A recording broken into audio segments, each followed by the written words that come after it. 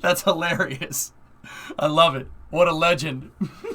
look at this guy. Look at this guy. That's awesome. That's so funny, man. I love it.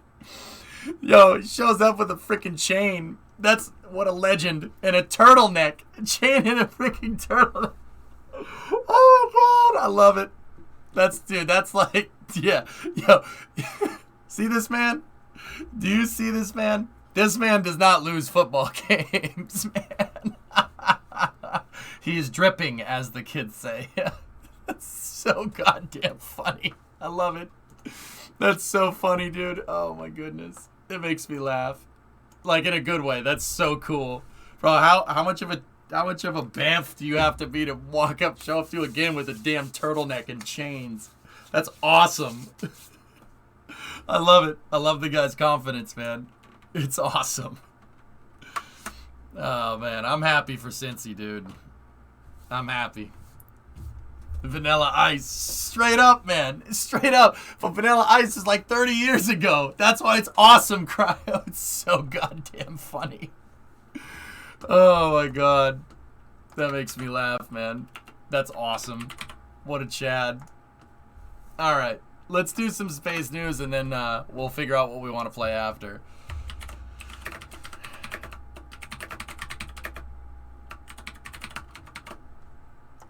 All right. Heisman National Championship and possibly a Super Bowl in 3 seasons. Dude, he's cool, man.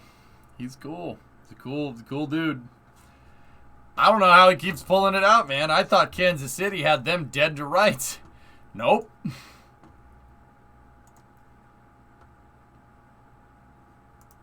Nope. I thought that's what was going on. Nope.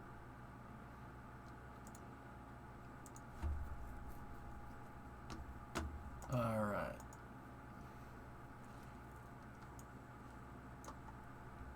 Give me one moment.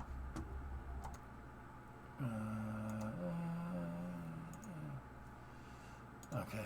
Thomas, let me get those links up. Yep. Yep. Yep. Yep. Yep. And then Roblox, what is this? Oh, that's awesome, man. I'm happy for Cincy, dude. That's cool.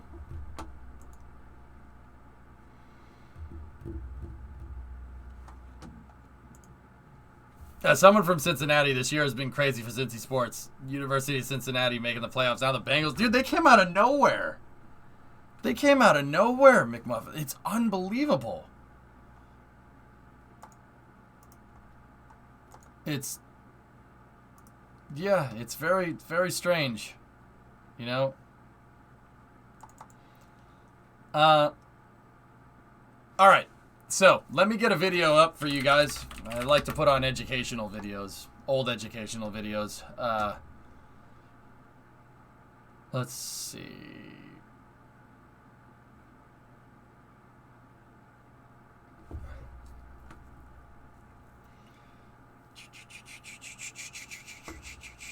Bill Nye? No, I can't put on Bill Nye. It has to be public resource, man, or something that's in the public domain.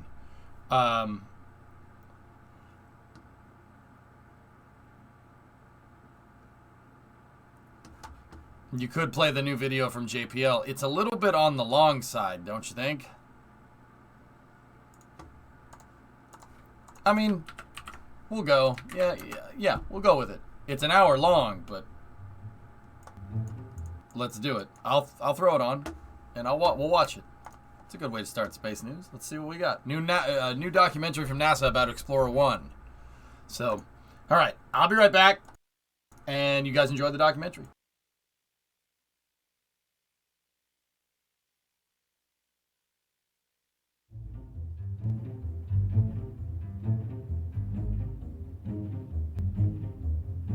Nestled against the San Gabriel Mountains near Pasadena, California, is a gateway to the solar system and beyond. The Jet Propulsion Laboratory. A NASA facility, it has been managed since the time of its creation by the California Institute of Technology, or Caltech. When visitors first enter the laboratory's museum, they are greeted by an image of 3 space pioneers from a half-century ago, captured in a moment of celebration. Explorer was forged in the cauldron of the Cold War, at a time when JPL was building not spacecraft, but missiles that carried atomic weapons. This is the story of how JPL entirely changed direction and purpose. This is also the story of a satellite that would give the world the very first space science discovery, one that would change our understanding of how life on Earth came to be.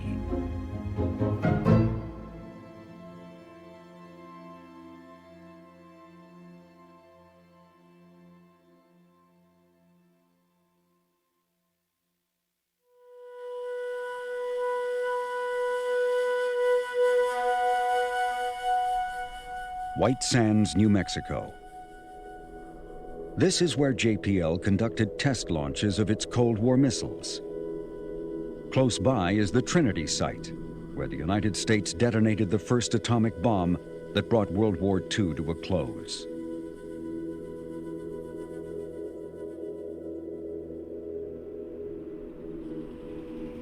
The lab's origins dated back to 1936, when a group of Caltech students and enthusiasts began conducting modest rocket engine tests.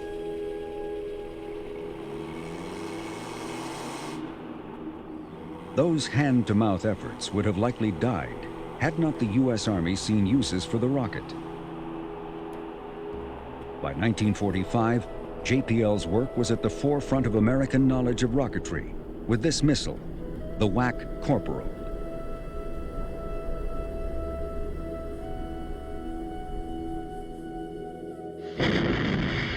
Though many Caltech professors wanted to abandon classified military work at the war's end, the arrival of the Cold War only intensified the pressure to tap the Institute's expertise in rocketry. In a certain respect, World War II has never ended. Modern weaponry and arms racing pose a great challenge to the very values that we Americans were defending. How long could it remain a free society if it had to become a garrison state, an arsenal? JPL's WAC Corporal was only an experimental rocket, but in the fall of 1945, a new group arrived at White Sands with rocket combat experience. Some 120 German engineers who had built Hitler's V-2.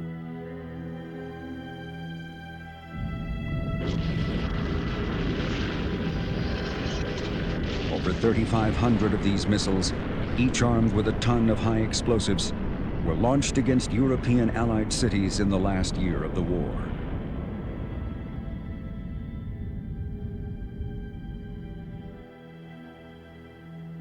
But as Germany collapsed, the leader of the V-2 team, Wernher von Braun, led members of his group away from their rocket facility to avoid capture by the Russian army.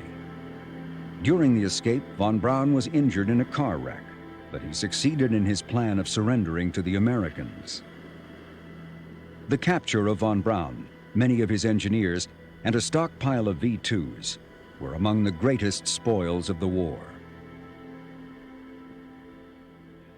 Wernher von Braun, there's a dark side to his background in Nazi Germany. Building a rocket is one thing. Building it for an evil regime, using concentration camp labor that is worked to death, beaten to death if they step out of line, and thousands of people died in the process of building V-2s. In the 1960s, Tom Lehrer, the satirist, wrote a song about Wernher von Braun, and one of the phrases from that was, "The rockets go up and where they come down, that's not my department," said Wernher von Braun. In other words, he wasn't concerned about what you do with these things or with the process you go to build them. He just wants to build his rockets. The Army wanted to learn all it could about von Braun's V-2. Over 60 of them would be launched from White Sands.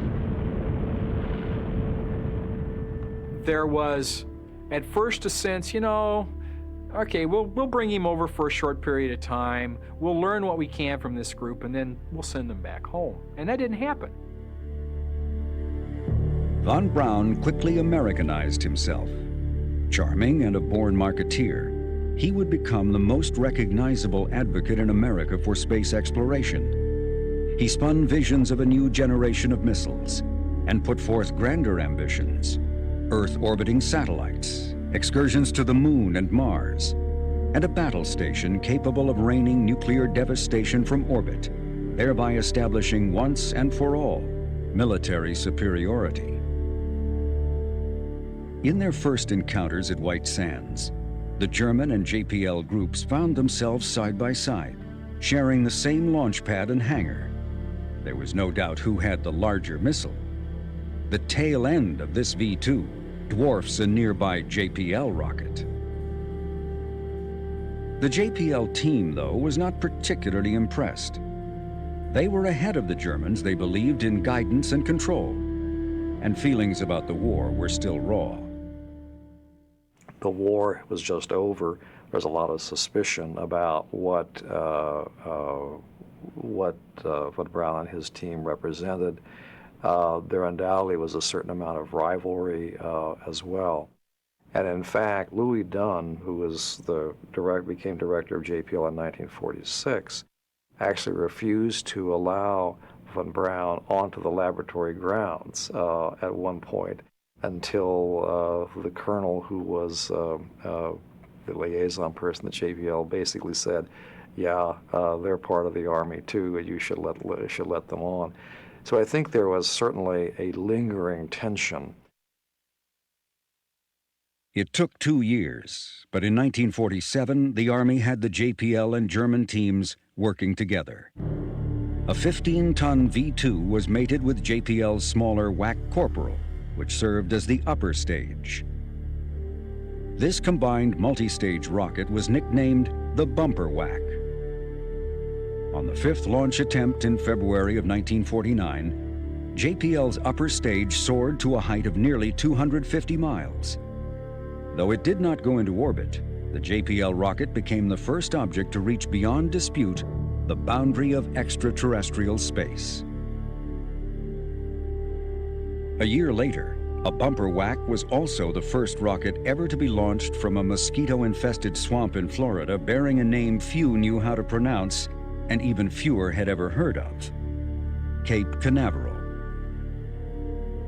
The sense of accomplishment, though, had already been overshadowed by the knowledge that the Soviet Union had detonated its first atomic bomb in 1949, years ahead of expectations.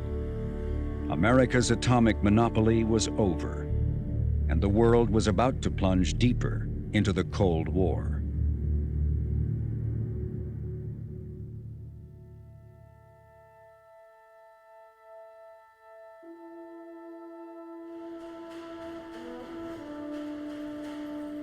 One Cold War dilemma facing the United States was how to defend Western Europe against a Soviet invasion without deploying a permanent full-scale army, a prospect that would damage the American economy.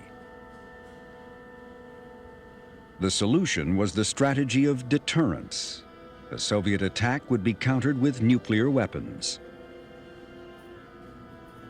With tensions mounting, the Army pressed JPL to transform its research on a test missile into an operational weapons system to be deployed in Europe. Called the Corporal, this short-range missile was to be used near the front lines. Specifications called for hitting a target with relative precision at a range of 75 miles. In charge of building the Corporal was a Caltech professor, destined to become JPL's next director, the New Zealand-born William Pickering. The taciturn Pickering lacked the flash of a Wernher von Braun, but he was just as tenacious and as ambitious. When the Army came to the lab and said that, look, now the Germans have this V-2, we want you guys to do some research on trying to understand the longer range ballistic missiles, long range in those days being 100 miles, like a V-2. The Corporal rocket was a radio-controlled, radio-guided rocket. It performed reasonably well, although the fact that it was a rehash of a research device meant that it was never really a very good production rocket. Pickering had once half-joked that JPL could do anything, but building the Corporal proved a humbling assignment. While the first test went well, the next few were disastrous. You know, we had some that went south. The term "went south" means we fired them from the launch area in White Sands, and the firing range was north. And south of the firing range was Mexico and Juarez and what have you. So it was not good to go. But we had some that actually, instead of going up this way, they went the wrong way. They went south. As a way of acknowledging the rocket's setbacks, JPL produced for the Army a self-satirizing film called The Corporal Story.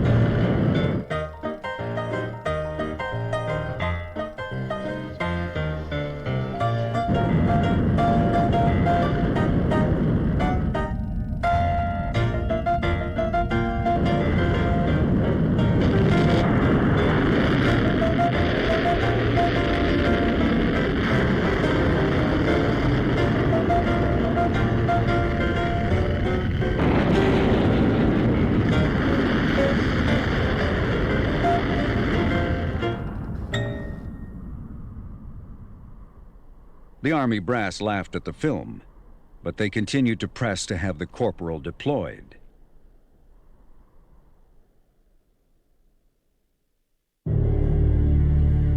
Matters weren't helped by a list of growing requirements. Better accuracy was demanded under all kinds of weather conditions. Though originally envisioned as carrying an atomic warhead, the option of biological or chemical payloads was also tested. The complications of launching a Corporal from White Sands paled in comparison with a launch attempt in the field. The toxic nature of the fuel made for hazardous conditions for the missile crew, even in a non-combat environment. The training of crews revealed that getting into firing position required as much as 4 hours of preparation, to say nothing of an entourage of trucks, equipment, and personnel that on an open road often stretched for more than a dozen miles. Once designed, the production line was turned over to industrial contractors. More than 1,000 Corporals would be built. With a reliability rating of only 60%, the Corporal rushed into the field in 1955. Though marginal as a weapons system, the presence of the rocket was hoped to be a psychological deterrent, as the nuclear warhead the Corporal carried was 3 times more powerful than the bombs dropped on Hiroshima and Nagasaki.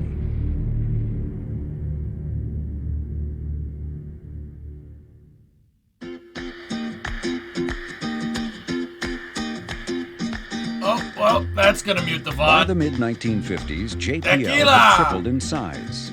The work was serious and intense, but JPLers played just as hard. Think of a sport, any sport, and more than likely, JPL had a team.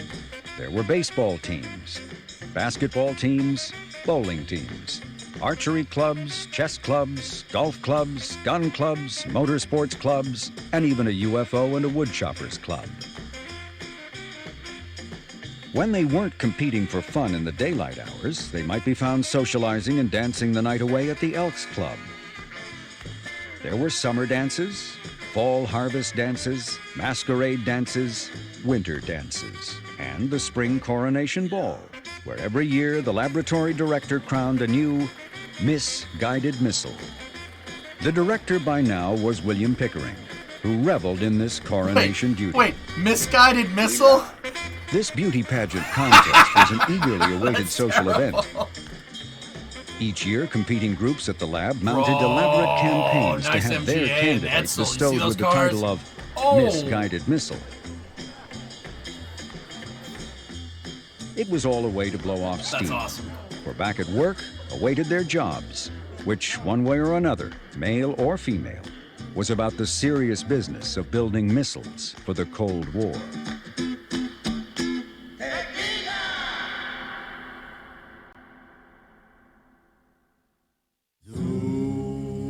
Guided missiles. Good tune. Guided missiles. Guided missiles. Aimed at my heart. Bound to destroy me. Tear me apart. What the Army wanted next was a faster, less complicated, and more accurate missile. That's in 1955. The answer was man. to go back to the solid fuels JPL had pioneered in the 40s to propel planes into the sky.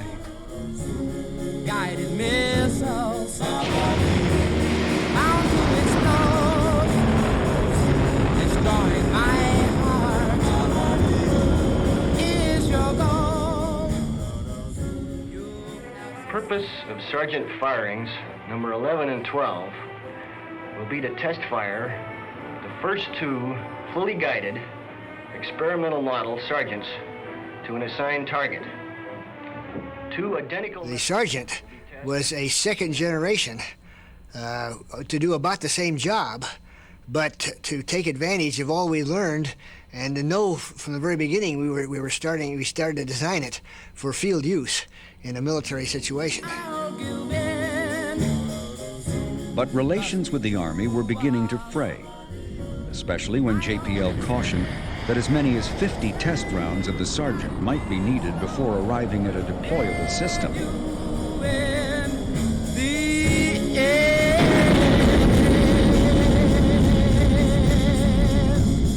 That It's pretty obvious that the lab was probably coming to an end with its work for the Army. That the lab, as a part of Caltech, was feeling that the work we were doing was not really very appropriate. Pickering and others were envisioning a new future for the laboratory. If they had their way, the Sergeant would be the last missile JPL would ever build. But the same guided missile will get you in the end.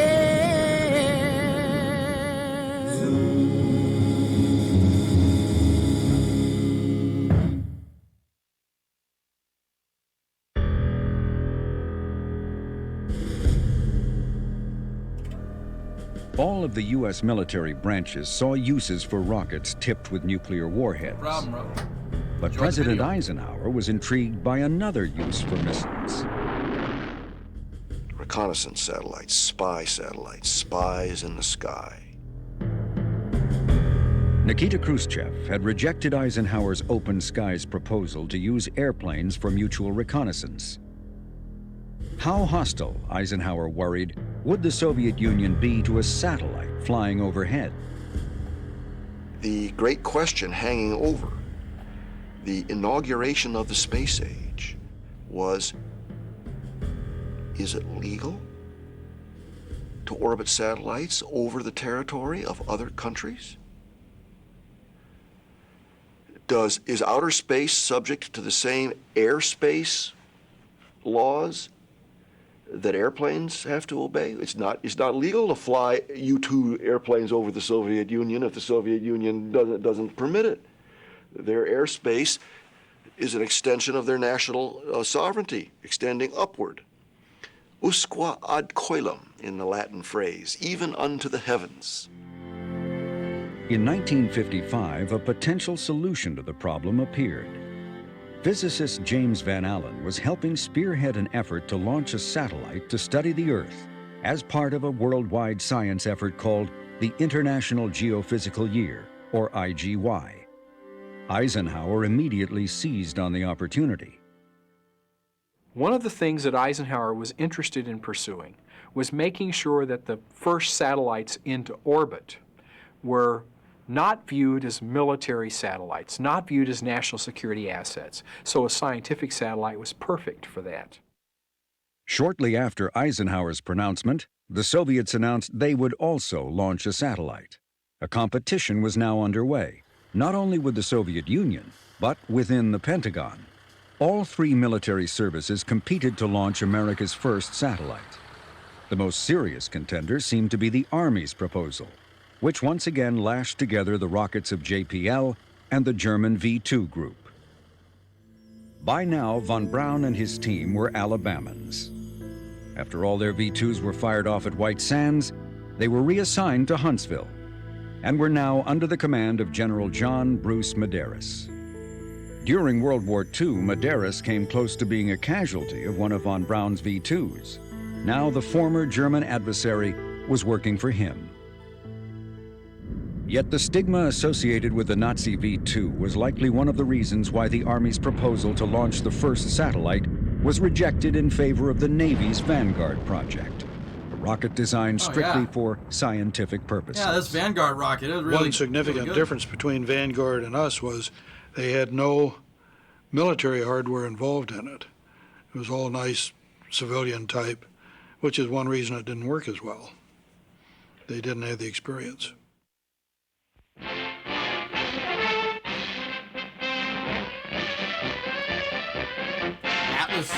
Atlas is Air Force. That comes a little bit later. Satellites to be launched by the U.S. during the International Geophysical Year just starting is about ready for its adventure into outer space.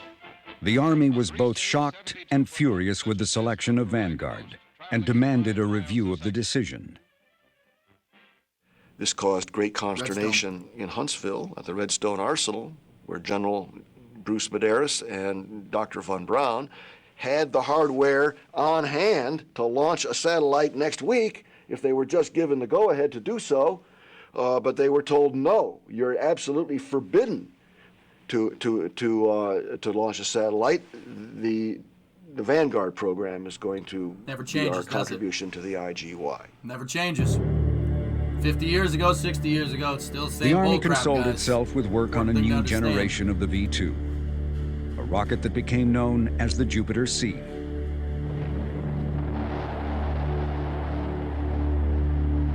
This missile, carrying a nuclear payload, was to have a range of 1,500 miles. To reach such distances, the missile's flight path required boosting the warhead out of the atmosphere at the height of its trajectory. Surviving re-entry while accurately hitting the intended target was a new technological challenge. And for a third time, the German and JPL teams found themselves working together. As with the bumper whack, JPL would provide the upper stage, a boost theoretically strong enough to send a satellite into orbit. And we indeed did quite a number of, several tests with von Braun's people in lobbing a re-entry test vehicle about 3,000 miles out into the Atlantic. We realized that all we had to do was add another stage, and we could have put that into orbit. Dude, look at that. Look at that. The Russians were hard at it. We thought the Russians were well ahead of the Vanguard program, and if only we were given the go-ahead, we could do it. There was a deep suspicion on the part of some people in the Eisenhower administration that von Braun and General Medeiros, the commander at Huntsville, were a bit out of control, and that they might simply go ahead and launch a satellite on their own. Yeah, okay. To keep that from occurring, the White House ordered the Army to fill the final stage with sand instead of fuel when the rocket was first tested in September 1956. Still, the Army did not give up hope.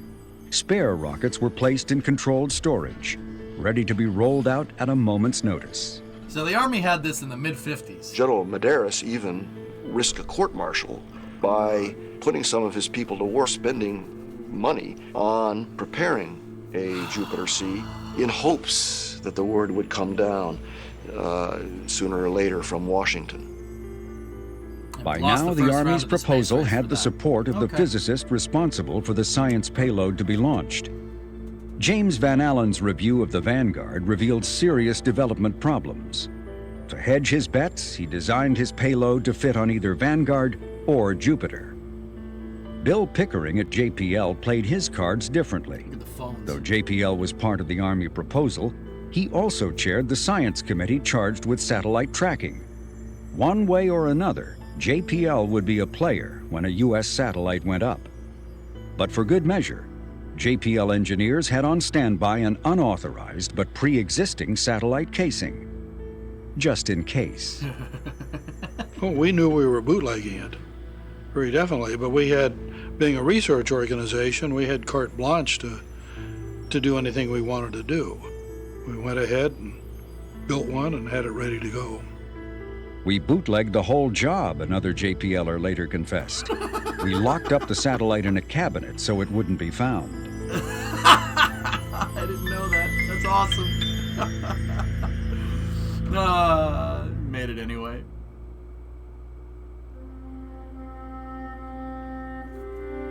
No fricks given, bro. Oh yeah, that comes a little bit later.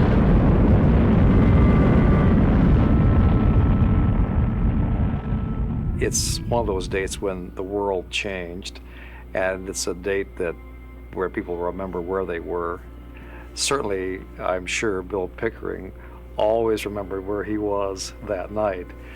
He was at the Russian embassy in Washington, D.C. Of all the coincidences.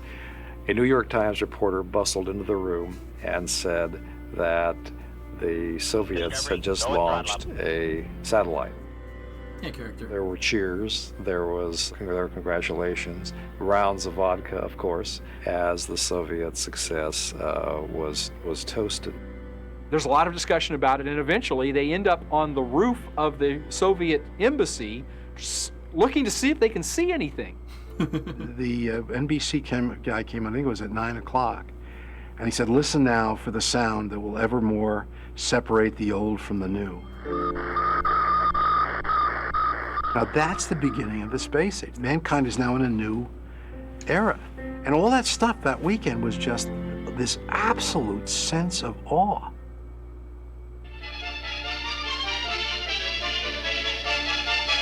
Today, a new moon is in the sky, a 23-inch metal sphere placed in orbit by a Russian rocket. 500 miles up, the artificial moon is boosted to a speed counterbalancing the pull of gravity and released. You are hearing the actual signals transmitted by the Earth-circling satellite, one of the great scientific feats of the age. That sort of shook us all pretty much. I mean, I can remember going out in the parking lot in back of one of the buildings over here in the early evening, and we could see the doggone thing flying overhead, and that was really quite an experience to know that those, the Russians had done it and we hadn't. Родился новый спутник. Sputnik is the Russian word for satellite. I'm not sure, Da Vinci. We were very disappointed when the first one launched because we knew darn well that the Vanguard was in trouble. Vanguard. And we knew darn well that we could launch a satellite anytime we were told to. And then the political reaction began. President Eisenhower reassures the nation that Russia's success with the first satellite does not indicate a serious lag in American rocket research. Vanguard, for the reasons indicated, has not had equal priority with that accorded our ballistic missile work. Eisenhower was very calm about this, and in some level he was working with information that he could not share with others. In the latter part of October, and especially in the first part of November after Sputnik 2, everybody's afraid. They're running around with their hair on fire. Sputniks and Mudniks flying through the air. Sputniks and Mudniks flying everywhere. They're so ironic. Are they atomic? Those funny missiles have got Eisenhower's call for calm was swept away when the Soviets struck again, this time by launching Sputnik 2, an 1,100-pound satellite carrying the first living creature to reach orbit. The strangest looking objects I ever saw from space, with a dog inside that got to ride into the USA to see our hound dog or American groundhog. That Russian canine can't stand the pace. Sputniks and mudniks flying through the air. Sputniks and mudniks. This documentary's great, dudes. Are they atomic? Those funny missiles have got me scared. 2 days after the launch of Sputnik 2 in November 1957, the New York Times reported that scientists around the world were worried that the Soviets might be readying to explode a hydrogen bomb on the moon. That was weird. I just want to point this out, guys. You know, Eisenhower was worried about lagging behind, but did you hear that? November of 1957 for Sputnik 2. Sputnik 1 was in October of 1957. The Soviets launched 2 back-to-back within a month. That's pretty damn good. Even by today's standards, that's pretty friggin' good. So, basically him saying, oh, you know, it's not a problem. No. The R7 is a problem. You got a big problem there. Like, that's a big deal. Launching 2 back-to-back. Like, launching 2 rockets back-to-back orbital within a month time frame is good by today's standards. For 1957, the panic was, that was pretty real. Yeah. Korolev, yeah, you knew what was up. A firework display to mark the 40th anniversary of the Bolshevik Revolution. As strange as the idea sounds, Pickering's JPL team was thinking along the same lines at the same time.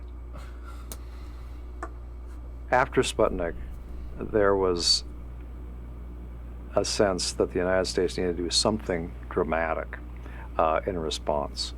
And so a number of schemes were floated. One of those which probably seems the most bizarre in retrospect was Project Red Sox, which would have involved sending a missile to the moon with an atomic bomb, which could have been exploded there. It certainly would have been dramatic. It would have created a lot of attention. It probably would have also created an international firestorm of reaction, completely inconsistent with the idea that the Eisenhower administration had advanced of a peaceful approach to space exploration. Eisenhower's reaction to the Red Sox scheme was to declare, "We have no enemies on the moon." Meanwhile, his ratings in the polls plunged 22 points. I consider our country's satellite program to be well designed and properly scheduled to achieve the scientific purposes for which it was initiated. We are, therefore, carrying the program forward in keeping with our arrangements with the international scientific community. Good man. Eisenhower finally came to understand that the only way to tranquilize the nation was to give the American people a satellite. Under enormous pressure, the White House decided that a planned test flight of the Vanguard rocket with its small science payload was to be transformed into the American response to Sputnik. America's first attempt to launch a satellite, a 6.5-inch sphere weighing just over 3 pounds, was checked out by scientists and declared ready. A great wave of advanced publicity focused attention at Cape Canaveral, Florida, for the launching of Test Vehicle 3 of Project Vanguard, a preliminary to the scheduled launching of a 21-pound satellite in March.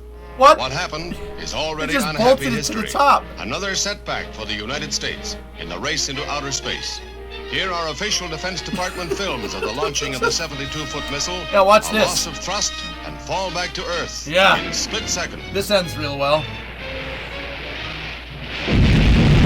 Hey, how about that Vanguard though?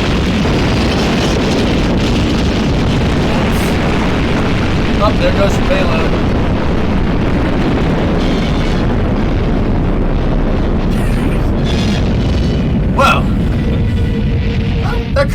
course. The cause is classified.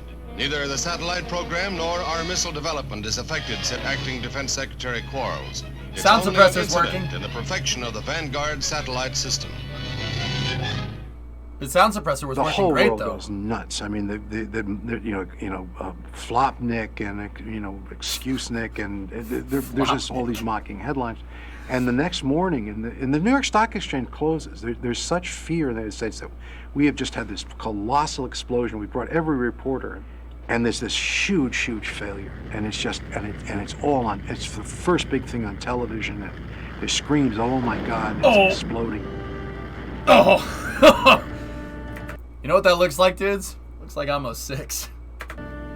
And the next day, the Russians go to the United States and somehow. offer us technological aid as a backward country. They actually offered to help us out. And they love that. They love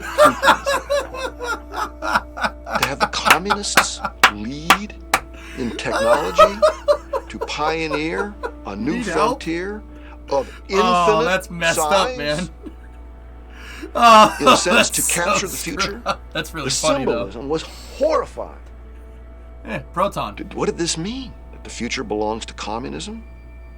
That if we Americans are going to, leapfrog the Soviets and get back on top, we're going to have to become more like them? With Vanguard in shambles, Eisenhower relented. Medeiros, von Braun, and Pickering were finally given what they wanted, their chance to reach orbit. Nah, Simon, we don't roll that way now. We didn't roll that way back then. Nowadays, maybe we don't roll that. The we didn't roll importance that placed on finally being given an official go-ahead to launch a satellite Nah, can be screw you. found We'll in do it films ourselves. We made don't about need you. Explorer. An official television report of the United States Army, produced for the armed forces and the American people. Among the moments memorialized in reenactment was word to proceed with a launch attempt.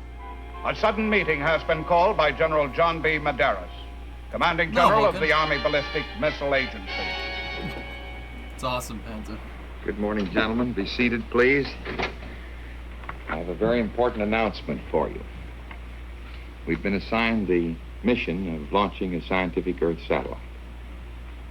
And we will use the Jupiter C configuration as a carrier that we developed along with the Jet Propulsion Laboratory.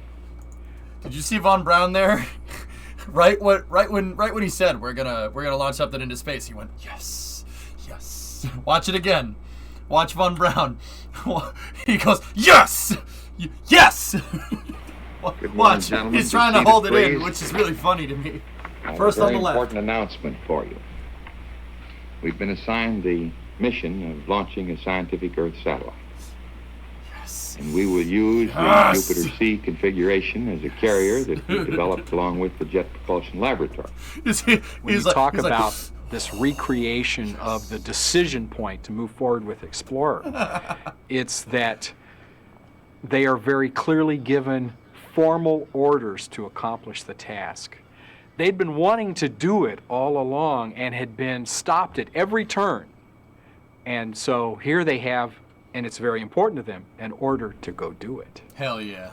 Hell yeah. Hell yeah. Nice car. Not to be outdone, JPL created its own version of the launch go-ahead. Four-door post This 55 one Chevy. in color. Four-door post 55 Chevy, am I right? The Secretary of Defense announced this morning that the Army is to participate in the International Geophysical Year satellite program. Both films stressed the deadline of 90 days, but no mention was made of the unauthorized preparations that had already taken place. And so was born the legend that the response to Sputnik had taken less than 90 days from start to launch. The Army is requesting the jet propulsion. I promised the Secretary of the Army that we would be ready in 90 days or less. Let's go, Werner. This is what they've been waiting for. Did you see? I promised the Secretary of the Army that we would be like, ready in 90 days or less. Okay. Let's go, Werner. He's like, we get to do that. Ja, wunderbar. Ja. Look at that.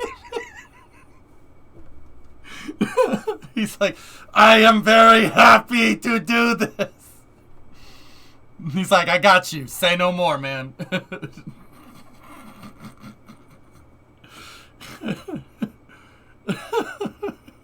Look at that.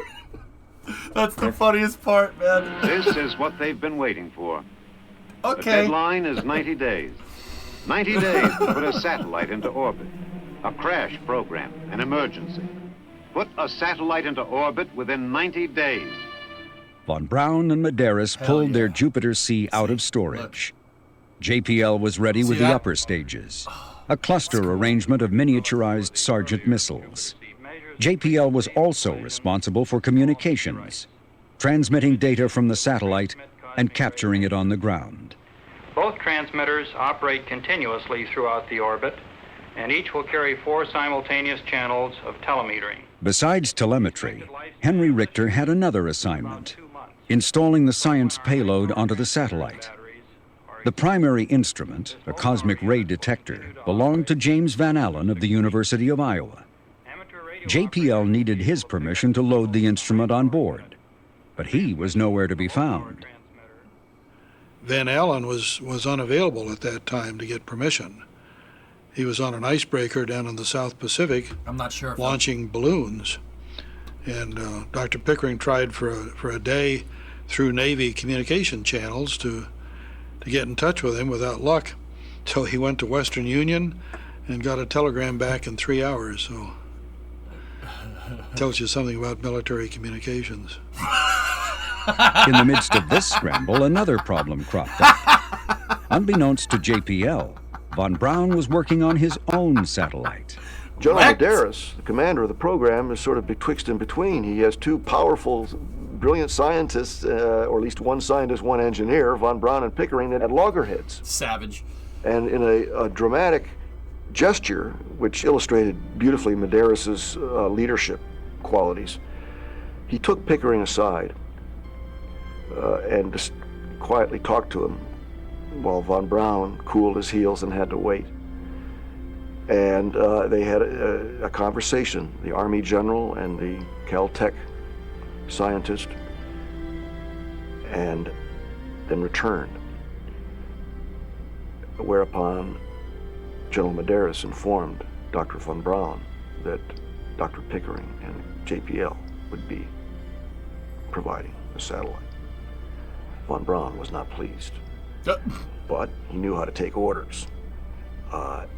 And the result of that decision by Medeiros was that the Jet Propulsion Laboratory got into the spacecraft business. When Medeiros said yes to Pickering, he set in motion the future for JPL. It was the direction Pickering had envisioned for some time, turning away from weapon systems to building spacecraft that would explore the heavens. Yeah, I'd say they did all right, Vulcan. That was a good move. That was a good move. Yeah, choosing JPL. Yeah, that paid off. Yeah, that was a good idea. Yeah, that was a good idea. Yo, look at this thing. Send it. No, let's fill it up with gas here. Just attach the hose to the side. Past relentlessly. The beams of powerful searchlights light up the missile. Truly the star of one of the greatest suspense dramas of our time. The drama approaches the final act. The Army's first attempt to fire a man-made moon into orbit. Time, late evening, Friday, January 31st, 1958, in a blockhouse at Canaveral. The countdown to Explorer 1. Roger. Okay, we'll start now. Finish fuel loading. Given the debacle of taped to my Vanguard, chest. Washington was intensely involved in how this new launch attempt would be portrayed. Medeiros believed the White House was intentionally de-emphasizing the Army's role in its dictation of every aspect of the publicity plan. The general was to be at the Cape to oversee the launch. Pickering, Van Allen, and Von Braun were assigned to the Pentagon. If the satellite reached orbit, the 3 men in Washington would announce the news at the National Academy of Sciences, in keeping with Eisenhower's desire to portray America's satellite as civilian in nature as possible. That was a good call. I don't have it yet. Range safe. Range safe.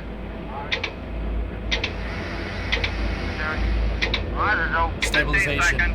That's why it's spinning. 9, 8, 7, 6, 5, 4, 3, 2, 1. Fire command. Fire command.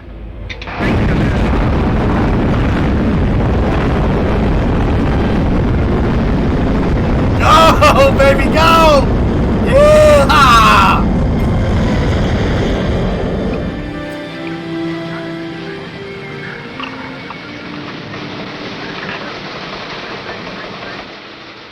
So we got a report from the Cape that the launch looks pretty good, and it should fly over California at such and such a time. And so the decision was made that we would make no public announcements about the rocket until it had actually been picked up in California.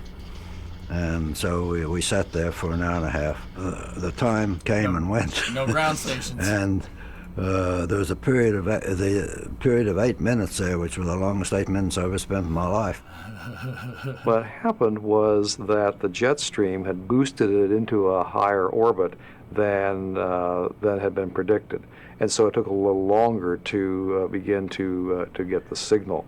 And so upper level winds, dudes. Everyone is extremely tense during this time, because now the Vanguard program has had its failures. JPL and Huntsville are now carrying the flag, so to speak, and it's not clear. It's not clear for sure if this is going to work or not. More agonizing minutes went by, but finally JPL received the signal that the satellite was in orbit. The United States had a success, but not an official name for the satellite. The card-playing JPLers had unofficially called the project Deal. Highball was Medeiros' choice. The Pentagon rejected the gambling and liquor illusions in favor of a more lofty concept, Explorer. The good name. Eisenhower, on a golfing trip at the time, was awakened from his sleep and told the news. "Let's not make too big of a hullabaloo over this," he cautioned, and went back to sleep. No one took the president's advice.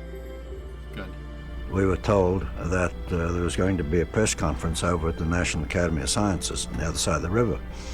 So off we went, and I remember sitting in that car with the three of us in the back seat. It was sort of a cold, rainy January night in Washington, and I remember a conversation going along, I wonder whether anybody's going to be out here, because it's now about 2 o'clock in the morning, you see. In Washington, at the National Academy of Science, a packed auditorium of reporters, radio... Von Braun, Van Allen, and Pickering are there to lift the satellite aloft. It is interesting that the Army isn't there in that picture. And that's an indicator, in a sense, of what's to come. The question is, has any form of life been placed in the satellite? I think I could answer that one almost myself. Not intentionally. Maybe we have a Florida cockroach inside. We don't know. The Explorer launch brings us back to a measure of parity with the Soviets. It's not complete, but at least we have now demonstrated that we can put something into orbit as well. So wait a minute. Let me get this straight. The German guy is expressing disdain for something while also telling a joke at the same time?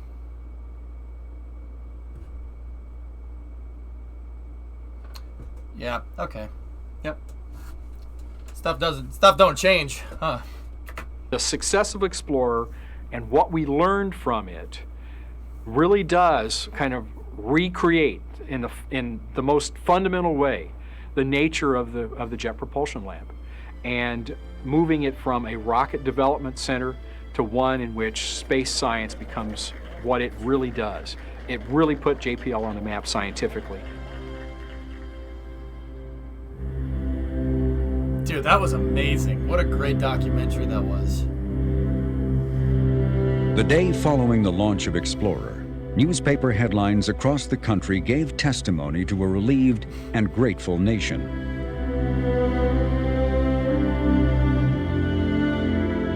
Back in Pasadena, there was a modest celebration in the laboratory's cafeteria. Made at JPL by hard-balled eggheads and coffee breakers. Stuff doesn't change, does it? Stuff don't change. Later, Vice President Nixon would pay a visit to the lab for a photo op with the satellite. In a way, Explorer 1 was beginner's luck for JPL. Explorer 2 fell short of reaching orbit when the JPL-supplied fourth stage failed to ignite. Whoops. Explorers 3 and 4 were successful. But as if to give warning to how difficult exploring the new frontier of space would be, the fifth and final Explorer also failed to reach orbit. But the three successful explorers would give the world the first space science discovery: the presence of highly charged particles that surround the Earth. I mean, it tells us so much about the Earth and why the Earth is the way it is, the fact that there's life here for that matter. Because the way it isn't. Because of these belts, we are able to survive. It has dominated the way in which we pursued our science since that time. There is, I think, no way to underestimate the value and significance of that discovery. Van Allen belts. These belts were named after their discoverer, James Van Allen. In contrast, Vanguard never recovered from its setback on the national stage. But on its third attempt, Vanguard placed America's second satellite into orbit. Still up there. Unlike Sputnik or Explorer 1, Vanguard still circles the Earth to this day. See? It's still up there. It is the oldest human-made object in space. It would take years for the nation to appreciate Eisenhower's calm leadership in the opening of the space age. Though he suffered politically for the United States being second, Sputnik established what Eisenhower wanted most: the right to orbit above any territory on the globe.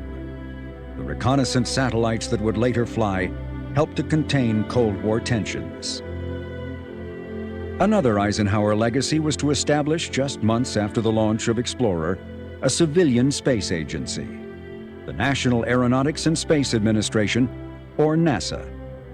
The Army lost to this new agency von Braun's team and JPL. Wounded but still proud, the Army held a glittering affair in Washington on the first anniversary of the launch of Explorer 1.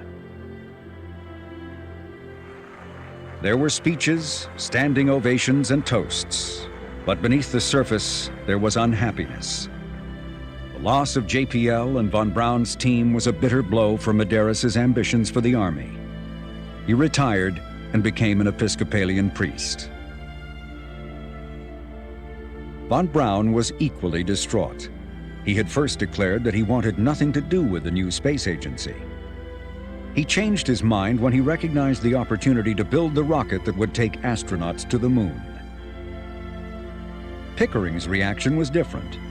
For the first time, JPL was in the national spotlight, and Pickering got what he wanted most: the chance to explore the solar system. It was the dream that had inspired JPL from its very beginnings. Under Pickering's leadership, JPL would first help take America to the moon, then open the pathway to the planets and beyond. There were detours. The military applications with missiles and the like took JPL in a different course for a while. But with Explorer 1, JPL is actually heading in that direction that some of its earliest enthusiasts had imagined. And so by the late 50s, now with Explorer 1 and subsequent projects, you can see JPL finally reaching for the very things that had excited some of the very earliest proponents of rocketry.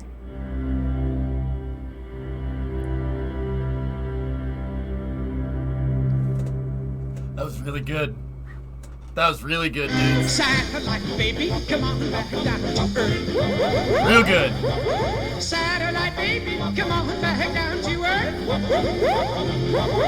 Radioactive daddies found out what you are worth. Nuclear crew, baby, it don't vision out on me. Nuclear baby, it don't vision out on me. Geiger counter data loves your atomic energy. Yes, we're gonna rock it, rocket around that moon tonight. Rocket to our heart's delight. Rocket created by the bright moonlight until the earth is out of sight. We're gonna rock it, Daddy's favorite satellite.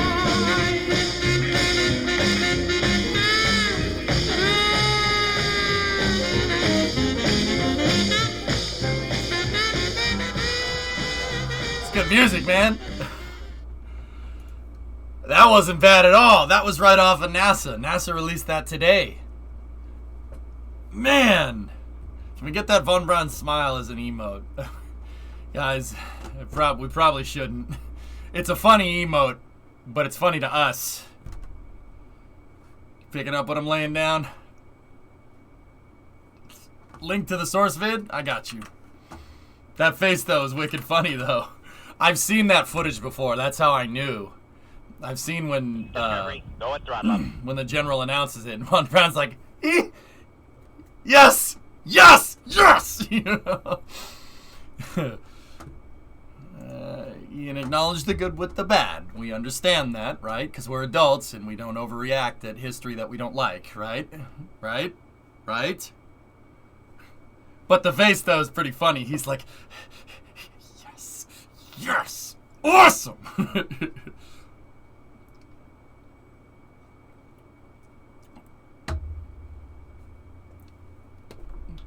But yeah, I don't think we should do that. But we know about that face, and that's what makes it funny. You know? Well, that was a good kickoff to space news. Did you guys learn something? I learned a little bit. I learned that we could have launched something into space in 1955, but we didn't because of bull crap. But you know.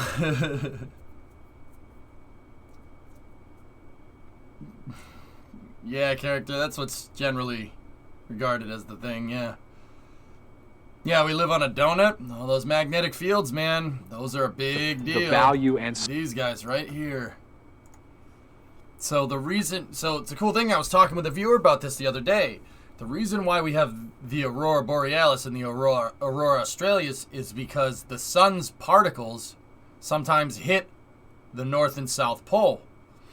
They hit the North and South Pole, and they hit Earth's atmosphere, and they react with it. When they react with it, that's when you get the northern and the southern lights. They only happen up here, where the magnetic field is very weak. But right here, this is where the magnetic field is super strong. This thing basically protects us. It's the reason why we don't fry like a peep in a microwave.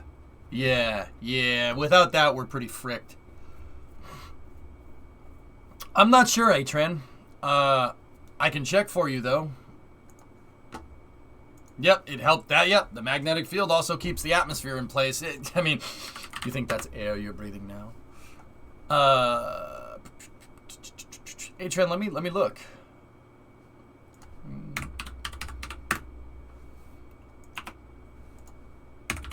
I want a rocket. I want a rocket. Dude, I want a rocket. Yes. Yeah, it's RTLS, dude. Yeah, she's coming right back down. And then Starlink Group 47 is shortfall of gravitas. Oh, Mr. Bucket. Whoa, wait a minute.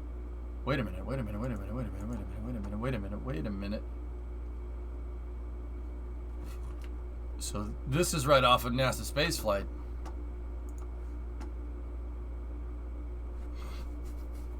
So actually, that's kind of a thing. Before we get into that, the Starlink mission was postponed to tomorrow, but we get 2 launches tomorrow. One at 11:30 and the other one at 4. So yeah, we got a nice long stream tomorrow. That's gonna be fun. I'm gonna get up in the morning. Yeah, but let's see. I'm not waiting for you to get to that. Yep. So Curiosity detects potentially biologically produced carbon signature on Mars. Uh-oh. Curiosity rover, which has been scouring the Gale crater and who's this by? Hagen Warren. Hagen Warren? Hagen.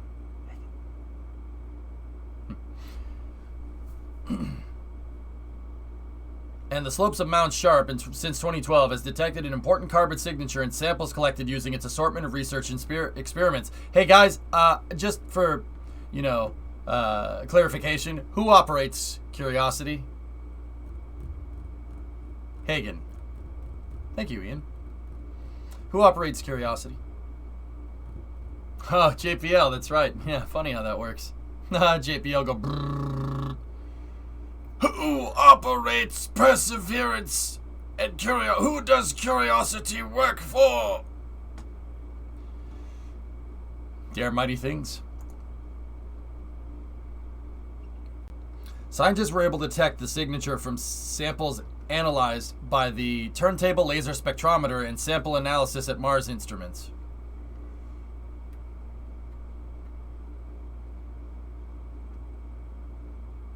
L87 is at 318 and 451. Oh, wow, they moved. Okay, so they moved 87 again. Even better. So, oh, nice. I don't need to do a long stream tomorrow. Lovely. The launch times are moving so quickly I can't even keep up. All right.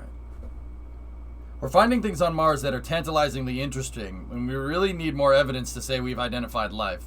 Okay. So we're looking at what else could have caused the carbon signature we're seeing. Got it. Cool. So maybe gotta figure that one out. Yeah. This is the part that's important. Hagen did a good job here. Why is carbon so important? Carbon is commonly considered to be one, if not the most important elements in life as it is currently understood and known to have evolved. Carbon is also continuously around us in the air, water, and the ground. Yep. And rockets.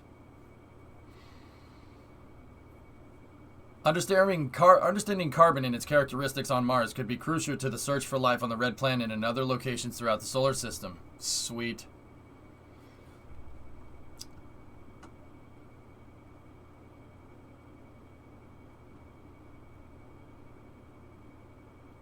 That's a pretty good way to start space news. Yeah, Kralani, I don't know. So we got 2 rocket launches from either coast tomorrow. All right, so let's see, what else do we got? Let's go out in here. Let me get the rest of these links together. Man, NASA releases those really good documentaries from time to time, and I do really appreciate them. They're pretty awesome. I'm going to transfer a bunch of links over here.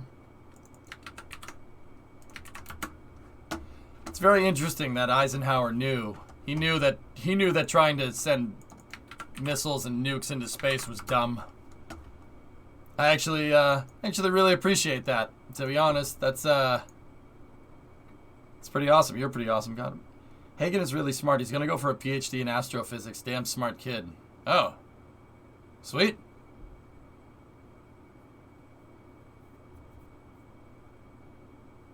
That's cool, Ian. Right on. You got the oil IT parts picture from the Cape.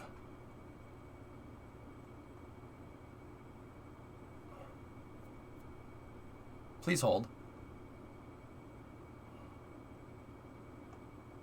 Yeah, I do, Vasya. All right. Well, Ian, that's pretty cool. It's pretty cool. Got something cool going up on YouTube shortly for me? For me? An orange peanut? For me? Well, I respect you. All right, so let's go over here like this.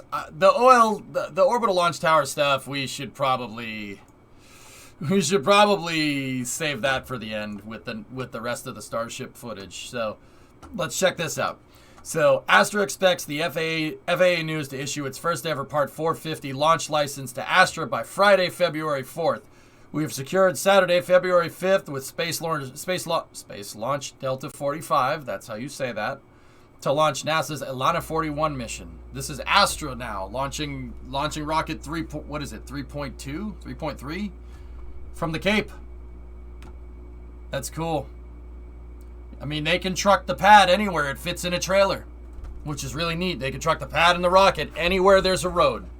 Anywhere there's a road and electricity, you can make this thing fly, which is actually pretty damn impressive. Did you see the space news of that new Halo show? I saw it, Red. I saw it. Yeah. I'm laughing, but I saw it. Why does that Kona rocket look like the end of a banana? Because Astra makes their stuff out of really, they're trying to make it out of low-cost stuff. So I'm pretty sure that's just a bunch of bent sheet metal, if I'm remembering right. But I could be wrong. AK-47 still in use 500 years into the future? I mean, I'd believe that. It's a good firearm. Yeah. See? I was right. Yeah, look. Yeah, see? Thanks, Thomas. It is. Astra makes their stuff all out of very inexpensive material. The rocket's designed to be as low cost as possible. See? The fairing's literally, it looks like an airplane fuselage. It's just riveted steel. Or, well, that's riveted aluminum, not steel. But, yeah, there you go. That's cool. So we could see an Astra launch out of Complex 46 up at the Cape. Or down at the Cape. It's south of me by a long shot. Anyway, the next thing here is coming from Christian Davenport. He's hearing that the rollout for the wet dress rehearsal is now March 8th or thereabouts. NASA was trying hard for 15th, but that's apparently been delayed.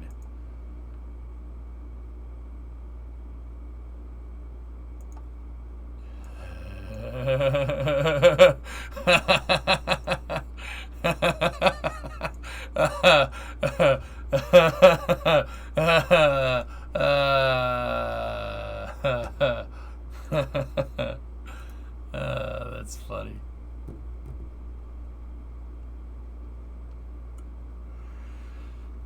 I wonder what's going on. I mean, they're probably just making sure everything's good to go, but well, that's good if it's moved out to the 8th, but we'll see. I'll wait for something from NASA. Anyway, so this next one is coming from Jack Beyer, who's a launch photographer for NSF. Here, check this out. This will likely push them into launch position 20. Yeah. So there's a picture of the Falcon 9 for L-87 out at Vandenberg. It's brand new. That just doesn't look right. That boy ain't right. I tell you what, boy, that dang old boy ain't right, man. I'll tell you, kick that dang old butt, man. That looks very strange. It looks fake when it's not all covered in soot. It looks fake. It's not. It's just a brand new Falcon 9. So the cool thing is that right about where this picture was taken is where it's going to be landing soon. Tomorrow. What's with the lettering? What? Every Block 5 has the SpaceX logo right there. Wait, that's what they look like new? Yeah, it's pretty sharp.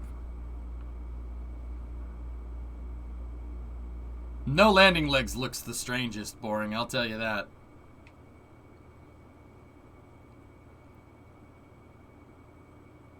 Yeah, right, Tape? Yeah. It's on its side. Oh, it says SpaceX. Don't you know that's Klingon? It's Klingon. See? This is 1071, which will be used on LED-5 as well. Cool. Alright. Yeah, Smirks, that was a very weird design. But it worked. Anyway, so next thing is we actually got a tweet from Blue here for change. Let's see what we got. Let's see what Blue's up to. We took the fairing from New Glenn, the world's largest fairing, to the world's largest vacuum chamber. It's the only place in the world that we can test out this fairing in an environment similar to what the rocket will be seeing in space. All cameras are up and awaiting triggers. The payload fairing's job is to protect the satellite as we ascend through the atmosphere. The test is a success if the fairing separates cleanly. Firing in 3, 2, 1, fire.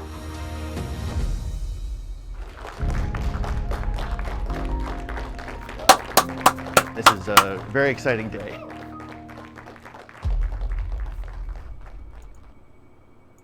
Hmm. 7-meter fairing, guys. It's pretty big.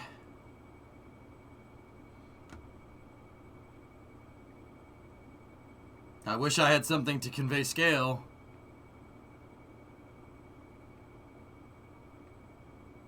They tested it in a vacuum chamber, you see that? Yeah, man. Look at how flimsy the fairing gets when it's not, when it's together like that, it's nice and strong. But when it separates, look at the floppy boy.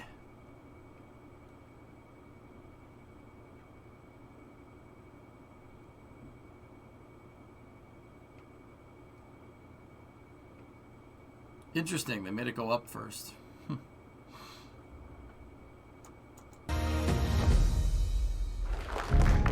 Looks good to me. This is a very... The dots are there to measure the deformation of the fairing. Here's your scale. Yeah, that's true. Yeah, you know what? That's a good video to show. All those dots are there to measure how the fairing is deforming. But you want to see how big this thing is. There you go. 7-meter fairing. Like 24 feet across. It's big. New Glenn is not a small rocket by any means. It's very large. Yeah, she's a beast. This thing's gonna be a monster when it flies. Oh, there's Jarrett. That guy's cool. Yeah, New Shepard could like pretty much fit inside of the fairing, yeah. No, it'll fly, King. It's gonna happen. I think when would be the right question to ask. Can it fit into Starship? I don't know, man. Maybe. What's the payload weight? New Glenn can move about 70 tons into space. Yeah, see, there it is. It's got a really nice upper stage. Really good upper stage. 2 B3U expander cycle engines making 500 kilonewtons of thrust with hydrolox. Expander cycle hydrolox engines making 500 kilonewtons of thrust. Not bad. You have more faith in Vulcan. Well, I mean, King, so yeah, of course. Blue, you gotta understand that Blue is using ULA. They partnered with ULA to gain experience on propulsion. ULA will contribute their experience to the B4, and Blue will make the B4, and they put it on Vulcan. Then they get experience. That basically gets them free experience. It's free real estate with B4s before they go and make New Glenn, which is smart. It's not a bad way to do things. A little bit unorthodox, but hey, it works. Hydrolox, hydrogen and liquid oxygen, Shaggy. So hydrolox, the most efficient propulsion system that you can do. And B3Us are expander cycle. So very, very, very efficient motor with a very efficient propellant. B3Us are probably going to make in a ballpark like 450 second specific impulse, which is very, very, very good. You don't get better than that.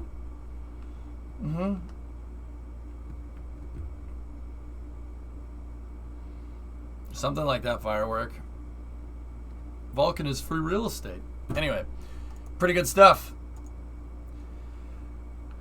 Let's see. Vulcan, what did you link?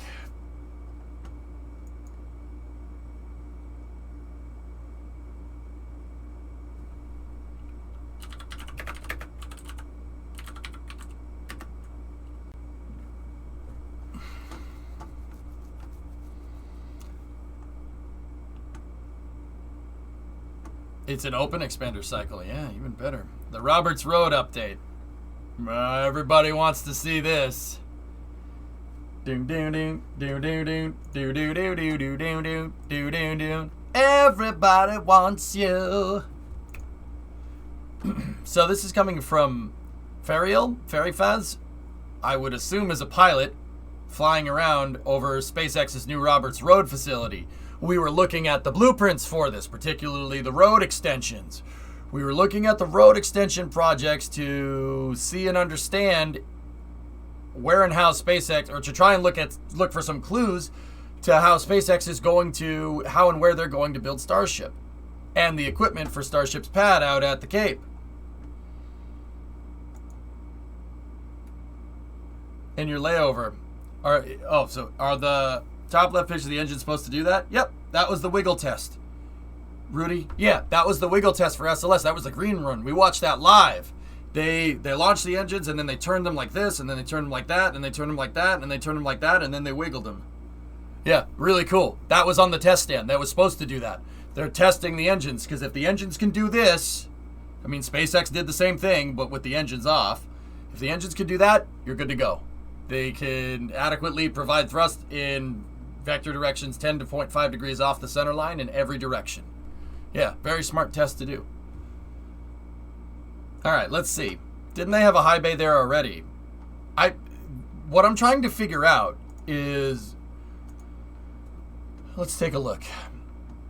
What I'm trying to figure out, Jim, is how they're going to, where they're going to make starships. And you can surmise that from these plans by the road grades. This road right there, see that 3-lane road? Why does that road need to be 3-lane? Well, it needs to be 3-lane because Falcon 9s come in here and they go this way. You also have a huge concrete structure here. This is designed for rolling Falcon 9s out and in because this is the Falcon 9 hangar bay. It's very clear that they're extending it for whatever reason. This is basically the orbiter processing facility for Falcon 9. When a Falcon 9 needs to be refurbed, they bring it right in here.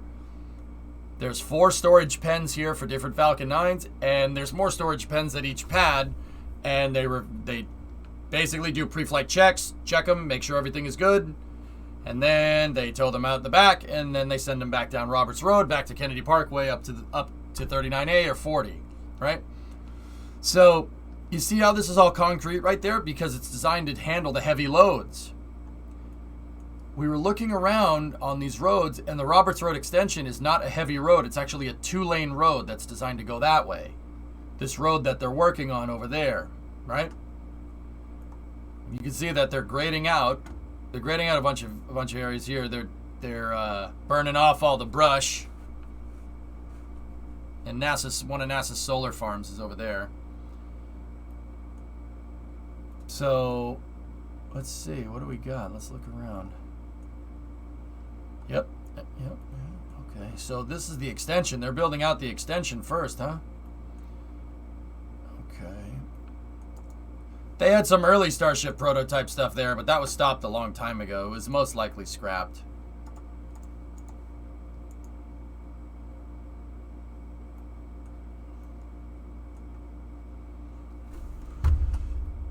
Nitrogen tanks.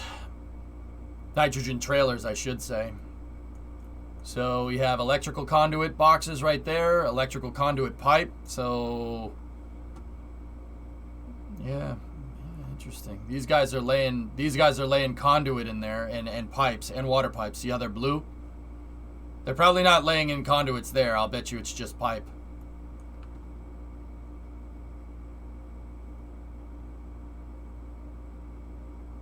What do we have here?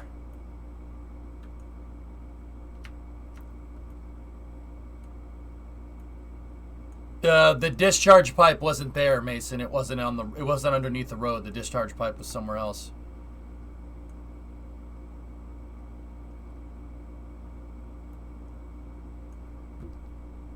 I know what that is.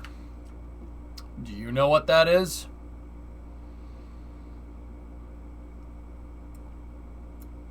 Look right there, fellas. What do those look like? They're digging out. These are the concrete points that they're going to build the sections of the orbital launch tower. Those are the pieces. We saw those exact pieces make up the tower in Boca Chica. There they are. This is all for Starship from basically this retention pond over, but this building right here could be the extended Falcon 9's chamber right there, or the Falcon 9 quarters here. So who knows? I don't know. I don't remember seeing those pilings there in the original plans though. Yeah, that's orbital launch tower, and they've already built out the construction here. What are we looking at here? Anything? Those are all beams. Those are the slab beams right there for the structure. These are all this is all subcomponents to the structure. There's your condensers. That's your air conditioning. Man, they're really working fast on this, huh? This is really going quickly.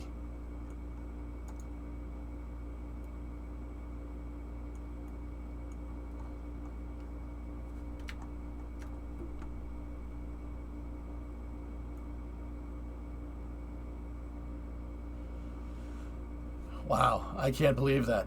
Yep. Yeah, there's more. That's a horizontal beam right there for the top. Those beams go across the top. This is Roberts Road, dude. Yeah, real life Meccano, yep. Yep, electrical. More electrical. They poured some concrete here for whatever this is, but I don't know what that is. It looks like a gas station, but I know that's wrong. This is all conduit pipe right there. Hey, roundabout. My guess on the extension is fairing, processing, and miscellaneous launch operations.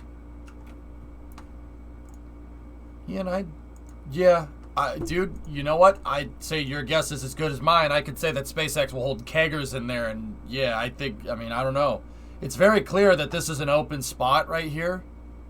You could see right through, and then this spot is the part that has floors. So maybe additional Falcon 9 storage. Maybe they're trying to consolidate all the Falcon 9's parts, but yeah, miscellaneous, definitely. Yeah, I'd say you're right. I'd say that's about correct. I mean, yeah, looks right. Where is this? This is at the Cape, guys. This is not Texas. This is the Cape. These pictures are very cool, actually.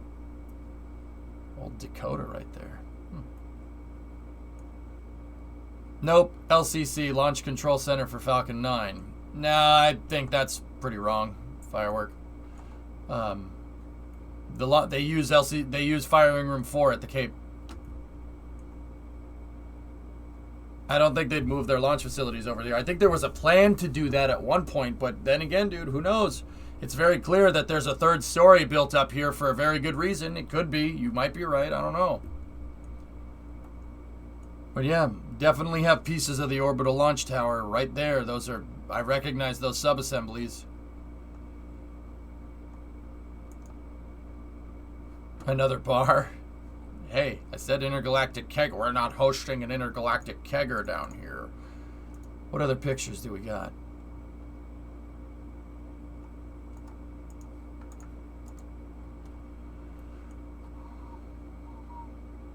There's the dumpers. Yep, they're just grading out dirt here. I wonder if those are the actual stands from Boca Chica they built the segments on down there. It's possible, sure. Yeah, Ian, it's interesting that this building it's an L, you know? The shape of an L at Roberts Road.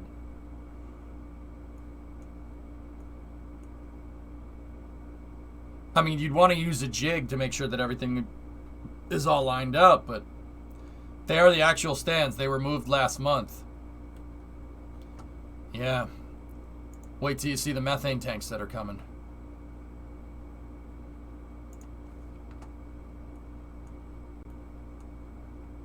Rizzuto? Those are Z's. They look like ours to me. Alright. These are really good pictures. I don't know how this person got these pictures, but yeah. Yeah, okay.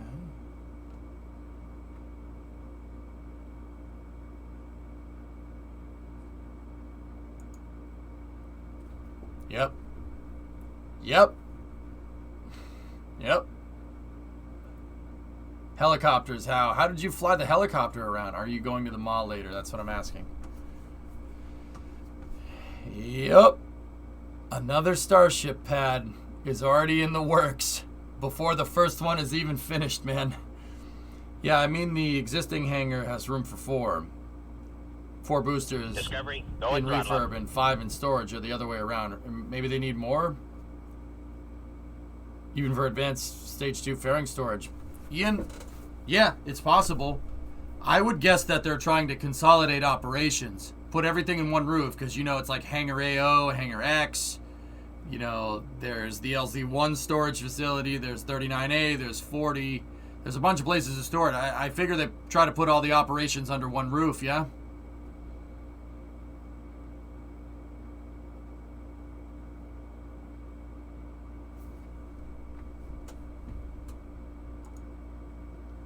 Yep, there's the segments. Yeah, see, they built them on a jig. They built them on a jig, so it lines everything up, so all you got to do is just put it together. It's a big erector set, and that's your guide. Yeah, I think, yeah, Ian, I think that's where we're at, dude. And they already have the damn posts. Dude, it's going to be 2 Starship pads, possibly even 3 by the end of this year.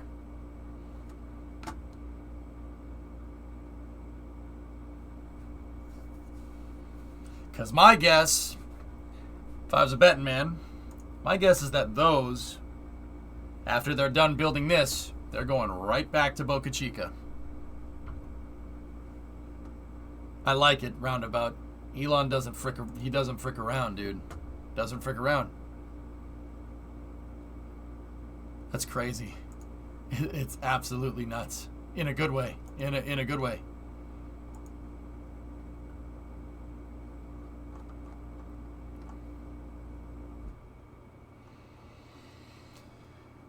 Well then, those are some really awesome pictures. I'll link them up in chat so you guys can see them if you want. Let's go see what's going on with our buddies over at NASA Spaceflight.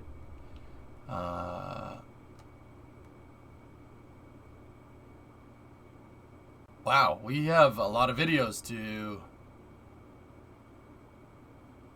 pop up with. What day is it? Is it Tuesday? It is Tuesday. Yeah, all right, cool. We got a little bit of a backlog because NASA Spaceflight has 3 videos over the weekend. Ian, look at this. I just wanted to tell you, good luck. We're all counting on you. I just wanted to tell you, good luck. We're all counting on you. I just wanted to tell you, good luck. We're all counting on you. I just wanted to tell you, good luck. We're all counting on you. CSG2 pops up 4 times in NSF.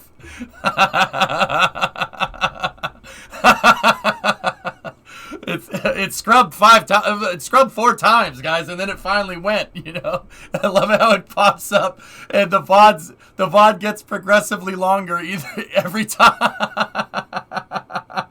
That sucks. It sucks so much, man.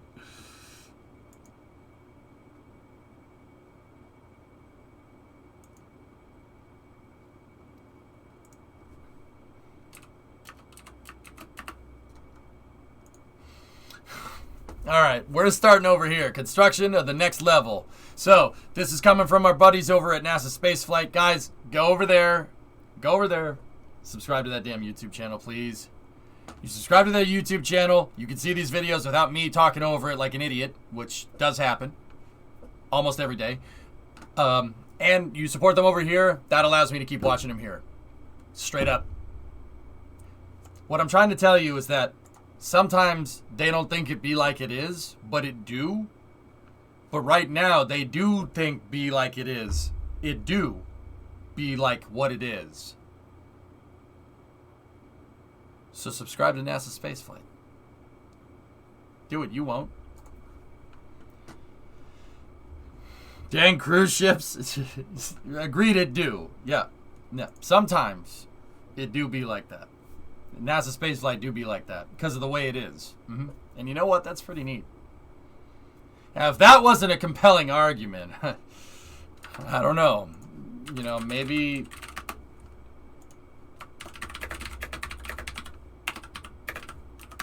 I mean, maybe this kid could convince you. Have you ever had a dream that you want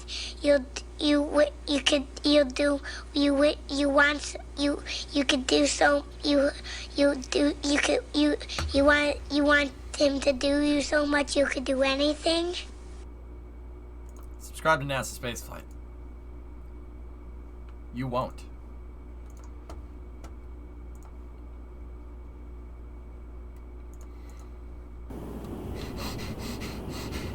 Gets my vote. Wow, you drive a hard bargain. I tell you what, chat, I can get a good look at a butcher by sticking my head up his butt, but I'd rather take his word for it. No. I can get a good look at a T-bone by sticking my head up a butcher's tail. No, it's got to be your bowl.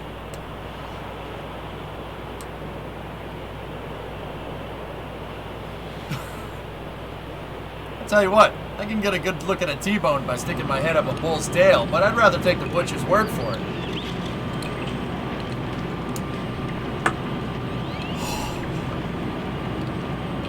I don't believe it. Tommy just sold 500,000 brake pads.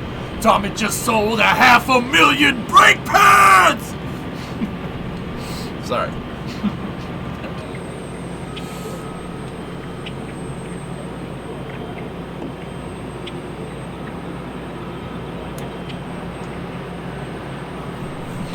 What'd you do? Alright, let's see what we got. Yeah, Rudy, we don't talk about that guy. So just we don't need to talk about that. You don't need to talk about that guy.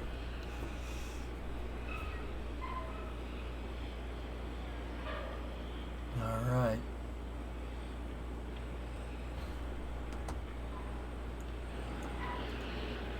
That's a spaceship, baby. That's a spaceship. Ah, Rudy, don't worry about it. We just try not to talk about that guy in here. You know what I'm saying?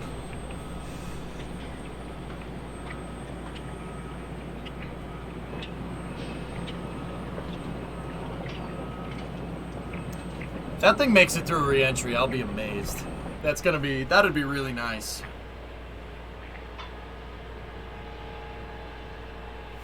Rudy, how dare you? How dare you? How dare you? No, I'm just kidding. I just have that to keep the crazies away, you know what I'm talking about?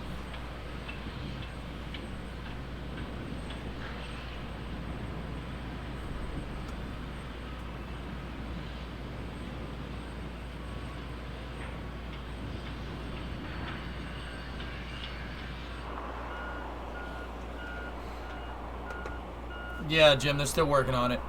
Excuse me, when hop? If it's to keep the crazies away, then why are you here? Because I'm also crazy, but I know what keeps the crazies away. How do you think I came up with the rules, Thomas? Bro. That's a lot of birds. 29 minutes left until we get some nice 4K Rory the Rocket Cam footage. Excuse me, what the frick? Yeah, that's 5 head, man.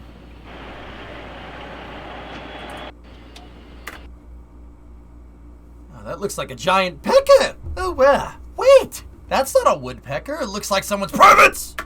We report some unidentified flying object. It is a long, smooth shaft, complete with 2 balls. It looks like a giant Johnson. Yes, sir. Get on the horn to British intelligence and let them know about this.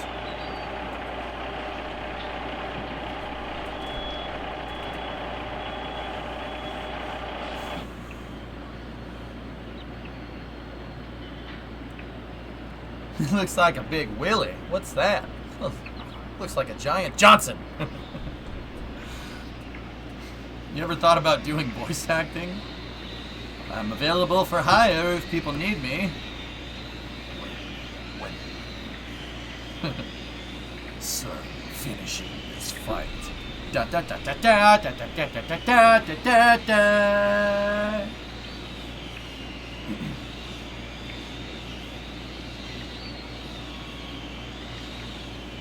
Who does number 2 work for? Now, look at Super Heavy. She's a beast, man.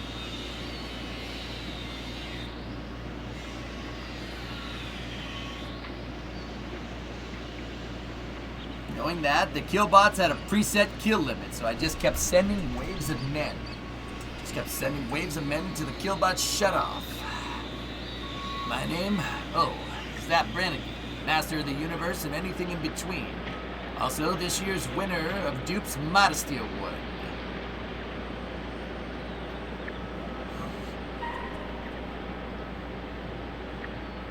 Putting up some screens. Crap, one dead. I got choke a donkey.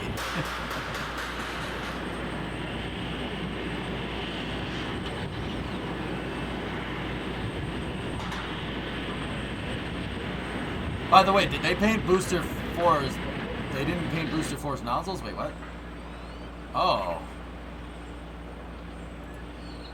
Oh yeah, they did paint the motors. Huh. Interesting. We'll check that in the... We'll take a second and check that out in the next video. I think another video will show that. You'd be a better voice actor for Master Chief than the one voicing the upcoming show. This is Sierra 117. Can anybody hear me? Master Chief, you mind telling me what you're doing on that spaceship? Sir, finishing this fight. Voice is a little rattly right now, so I can't do the impression as well as I'd want to. I end up sounding like Clint Eastwood. Damn it, Toad. You're never gonna find peace in this world. About those engines, if they were painted them, why does the engine still have the scuff marks on them?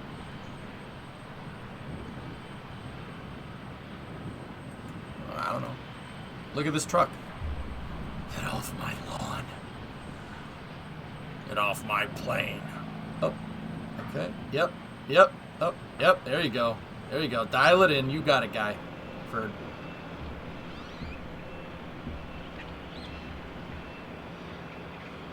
Tweeted less than 20 minutes ago. I'm not sure if you've seen it. We looked at pictures that were similar to this, but not ones as new as that. We'll check that out in a second. Sound like Ken Caniff from Connecticut. I don't know who that... Balls! I don't know who that is. No. Fallout Ghoul noises are a little bit of a higher pitch. Smooth skin.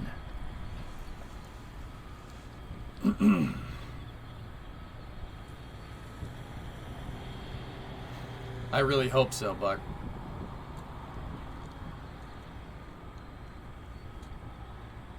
Oh. That dude. Look at the people, man. Look at the people. People are as big as the mouse cursor. Man, that subassembly is freaking huge. No, I said smooth skin, not smooth brain. Did you smooth brain?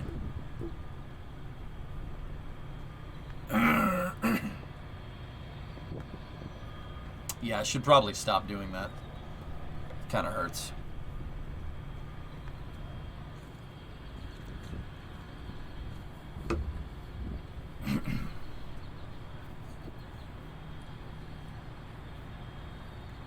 Think the high bay will have another bar? No, Mason, I don't.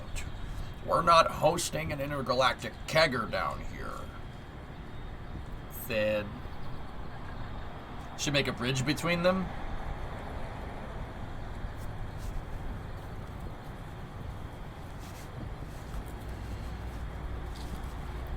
I mean, I'm not gonna say no.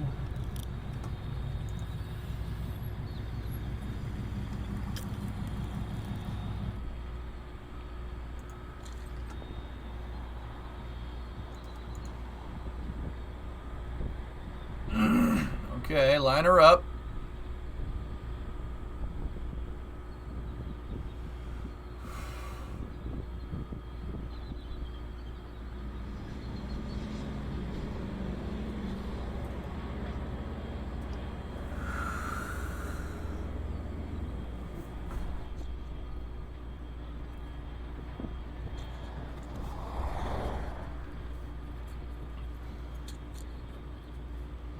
Now, if you wanted to make a bridge crane run through them, that would be kind of cool.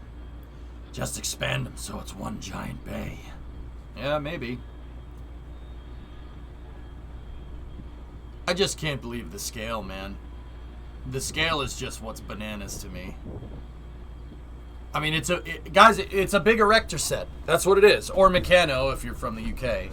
It's just a big Meccano set. That's it. That's all it is. Which is just... Alright. Now, oh man, look at the counterweights. Did you see the counterweights on the crane? They're really sagging. But when he picks up the payload, the pin will be centered. Watch the crane. Yeah, that thing's, yo. Let's see, 1, 2, 3, 4, 5, 6, 7, 8, 9, 10, 11, 12, 13, 14, 15. So he's got 300 tons of counterweight on 2 saddles, 150 on each, well, there's 13 on this, or 12 on this, 3 there. So, yeah, 120 tons here, 30 tons there. So he's got about 330,000 pounds of, no, even more than that. 660. He's got almost 750,000 pounds on the back of that thing. Yeah. That's a lot. That's a lot. It's designed to lift up something like that. That should tell you about how heavy that thing is. Each one of those blocks is 10 tons firework. Or 22,000 pounds. And those things stack together like Lego. They're just big cast iron Legos for big boys. So how many baseballs is that? What? Yes. At least 350.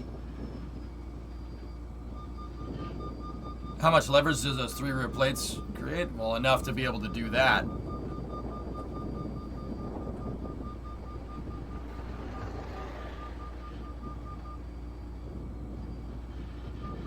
It's not just a high bay.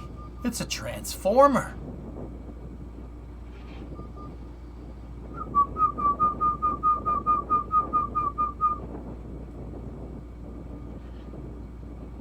Bruh. Jeez. Okay.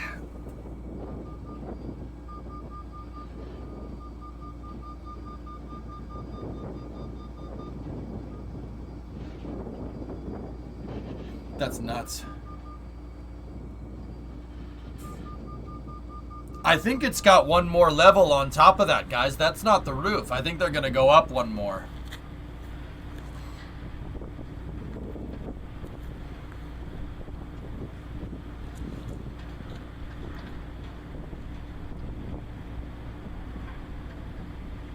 Yeah, it could be a half level. Yeah, Core, I'd believe that. Maybe. I mean, I guess I don't see why they wouldn't go up another level, but yeah, who knows? Because those 2 that they just dropped in are the same height as the high bay next to it. City access. Yeah, remember when we thought the high bay was big? Yeah, there you go. Tighten it, torque down the bolts. Tighten and torque it. Wow. Yeah, remember when we thought the mid bay was big? Yeah, a couple of years ago. We were like, man, look at the size of that bay. It's freaking huge. Whoops. Now we're talking. The VAB laughs at your high bay. Yeah, the VAB is about 3 times as tall as this. Just, well, 70 meters. So sometimes it's 21. Actually, about double. It's between double and triple. It's like 2.5 times tall as the wide bay, or as the high bay, which is pretty crazy.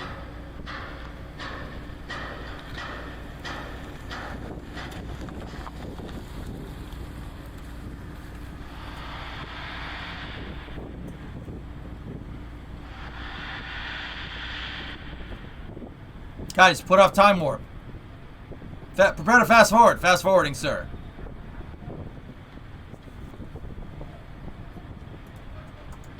What did you do? What did you do? You turned off the stream. No, I turned off the screen. No, I turned off the stream. You turned the whole stream on. Turn the stream back on. Put the stream back on. We're back. And we have the combination. Schlotkin. Go back to the golf course. Work on your putts.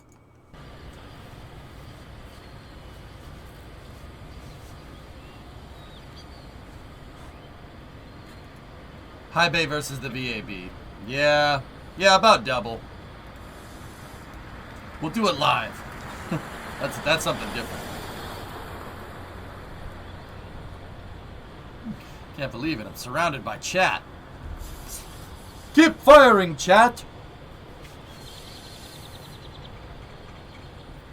This is gate B3. You can tell it's gate B3 because of the way it is. Merchandising. You put the X on everything. Merchandising, where the real money for the rocket is made.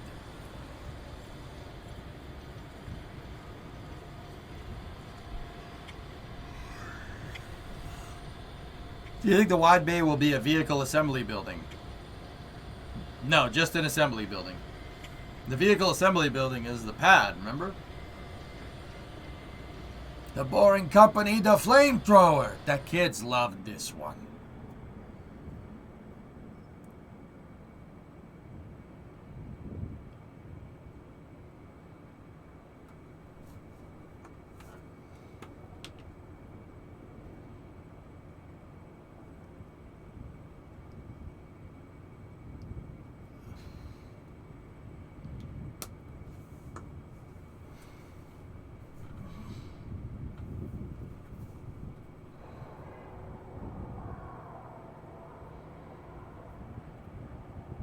Man, that thing is gonna look like Enterprise comparatively to like Columbia.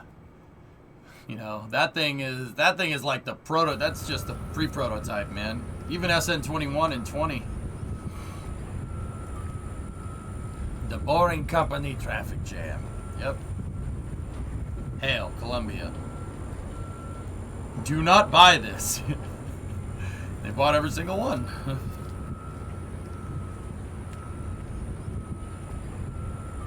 How many good flights until it's human rated?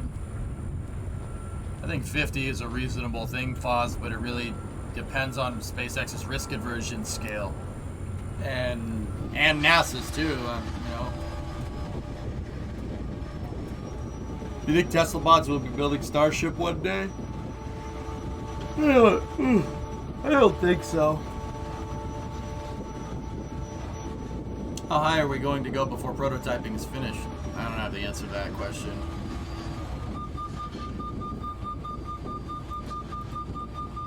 What's that, Swishio?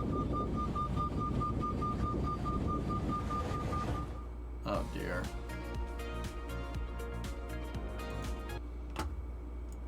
Okay. Alright, so that's one. We got the next one here. Pop, pop, pop, pop, pop, pop, pop, pop, pop, pop, pop, pop, pop, pop, pop. Quickly, what planet is that up there, above the moon? Who knows? Who knows? It's Venus. Good call.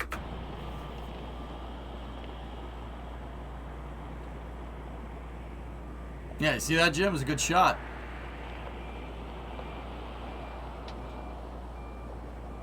See, Sister Base. Hey, you heard you were talking about my tweet. Appreciate the mention.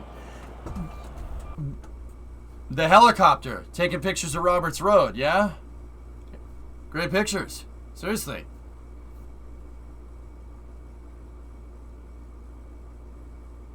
Is that the tweet that we're talking about? That was the tweet. That was the new tweet that I mentioned today.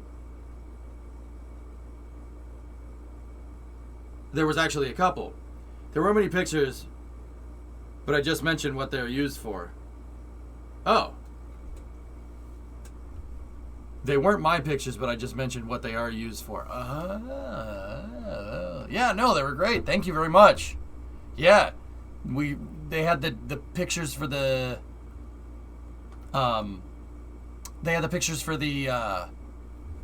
okay, find the words, idiot.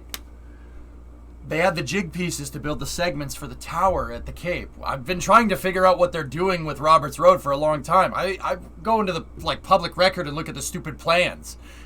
Those pictures actually help me a lot, so thank you. I'm about to explain it further right now, honestly.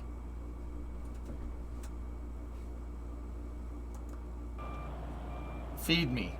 What do you got? Feed me. I'm hungry. EJ do not word good today. Windmills do not work that way. We need to see this 1-minute video. It's hilarious for the ending for Space News. Oh, okay. You can watch that on your Space News segment, Swishio. I'm busy right now, boy. Papanculo, Swishio. Nah, we'll watch it later. For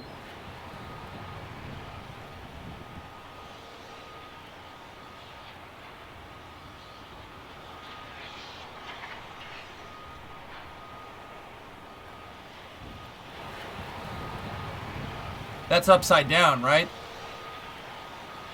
Pipes are going the wrong way. It's got to be upside down. It seems the Brady news hit him hard.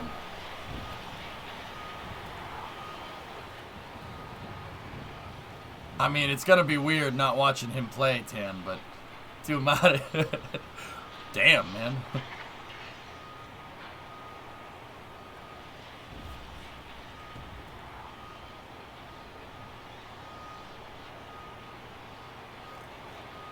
Yeah, so see Sister Base, if you want to, yeah, tell me what's going on. Yeah, no, I'd appreciate it. Thank you very much. I appreciate the pictures. And yeah, no problem for the shout out. They were awesome pictures. Thank you. Thank you for taking them.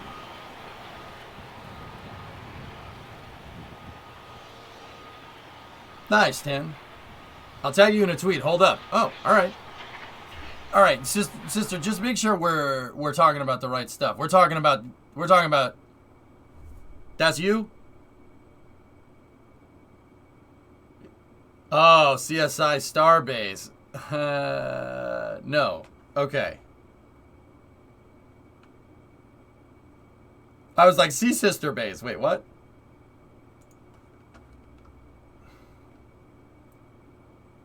What kind of...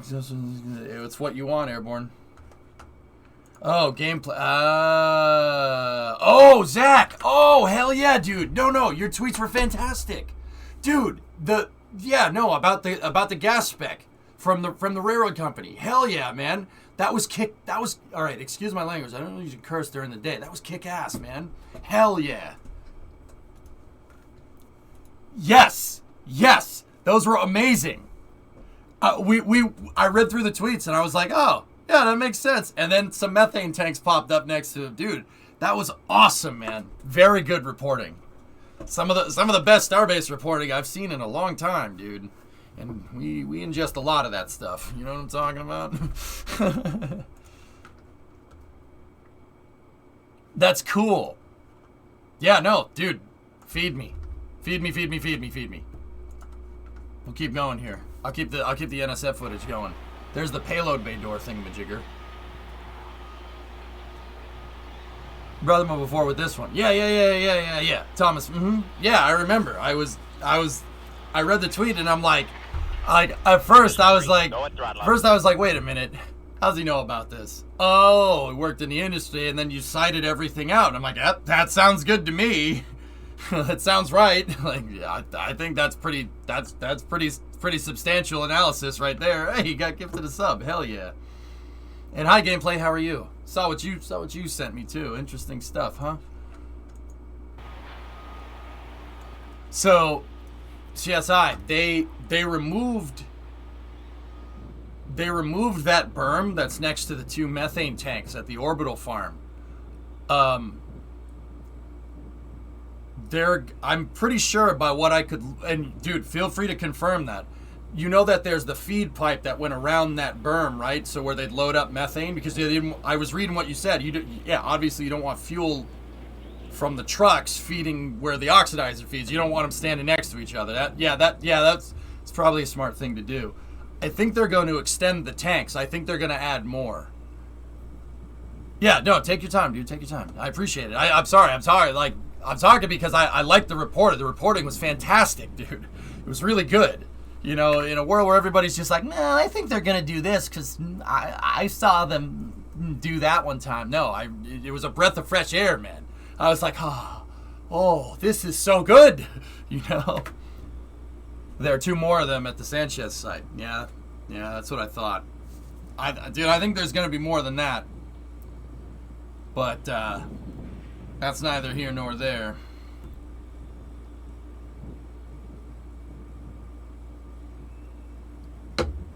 Also, I want to get around in that bar, please.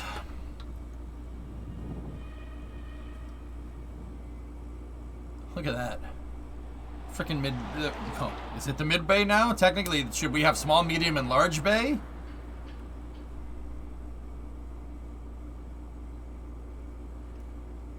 So guys, CSI Starbase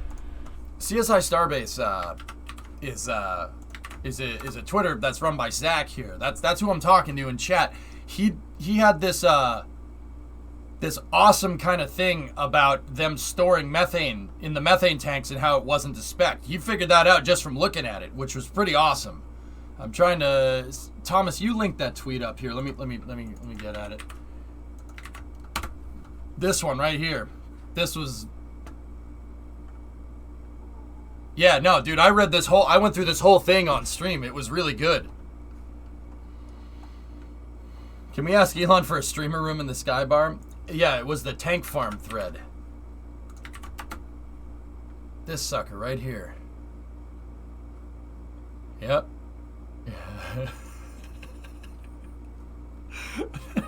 It's awesome. So Zach went through this entire thread, and I ended up reading the whole thing about how the tank farm isn't up to. It's the Railroad Commission, if I'm remembering right. It's not up to code.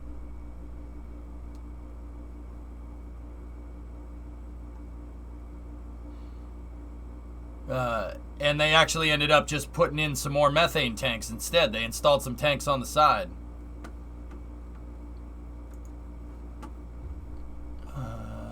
And also electrical over fuel, probably not a good idea.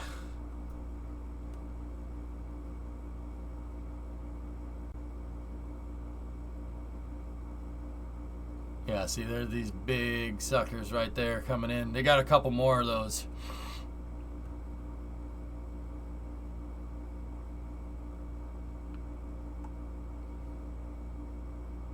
Yeah, see, the loading sites.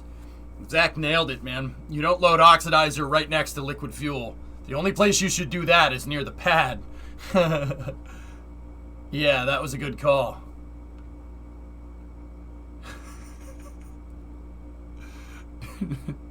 I may have hit I'm lost. Oops. No, I read the whole thing. I hit that for fun. Yeah, see, the Railroad Commission. Yeah, you can't store methane like that in the state of Texas. They'll be like, no, you can't. Much appreciated, dude. Absolutely. It's kick butt reporting. Yeah, Thomas has the thread link in chat if you guys want to see it. It was really good. Zach did a really good job. Let's keep looking. Watching through the NSF stuff. There's a new booster in there. Okay. Just tagged you at the start of the new thread. You son of a... I'm in.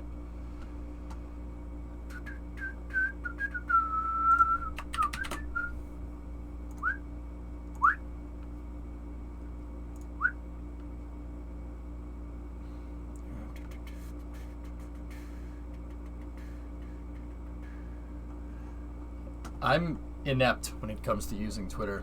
Has a Starship booster flown yet? Nope. Nice.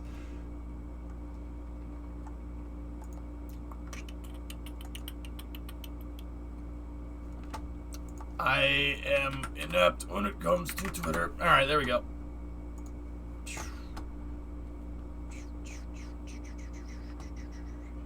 At the time these similar-looking pads show up at Sanchez gas site, no one knew what they were going to be used for.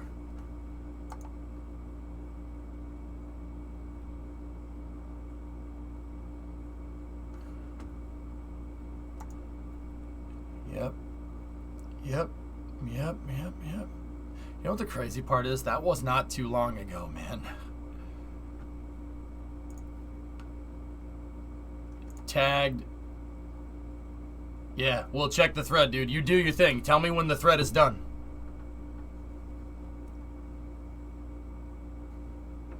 Because yeah, they just built. See these things, guys? They built the orbital launch tower on these things, and we just saw a set of these things show up in Florida, which means Starship Pad in Florida. Now don't get me wrong, that ain't nothing we didn't know. But seeing it happen, you know, because we have Boca Chica, we can kind of predict how quickly that pad's gonna pop up, and it's gonna be quick, man. It's gonna be real fast. These two photos are actually taken on the same day. This is what the OLIT looked like when they started preparing at the Sanchez site. Yeah, the key is where the key, Zach, is where are these gonna pop up, dude?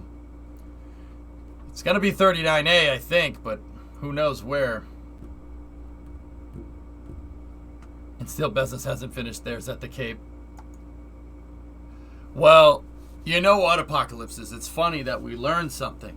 I learned something about Blue Origin from one of their later New Glenn videos that they've released. New Glenn's tooling is based off of SLS's tooling. It's a 7-meter variant for SLS tooling. And if it's based off of SLS tooling, that means that Blue Origin is using a method of testing that's similar to NASA's. Because the tooling is entirely different if you're going to try building something fast like this, right? The tooling is completely different. So that tells me that New Glenn is waterfall style testing, like NASA. It's old school testing, which is fine. And Blue Origin's slow pace of iteration, you know, Gratitude Ferociter, right? Like, it's slow and steady, right? Also supports that. So that tells me that, yeah, I mean, it's gonna take them a little while. They're basically trying to make something almost as big as a Saturn V on their first attempt at an orbital flight, which, yeah, that's gonna take a little bit. But yeah, it's not as quick as SpaceX for sure.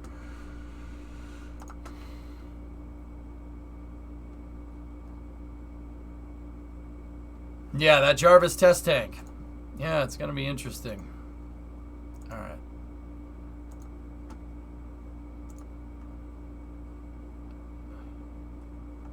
All right, Zach, just let me know when you're finished with that thread, and we'll go dive in, man.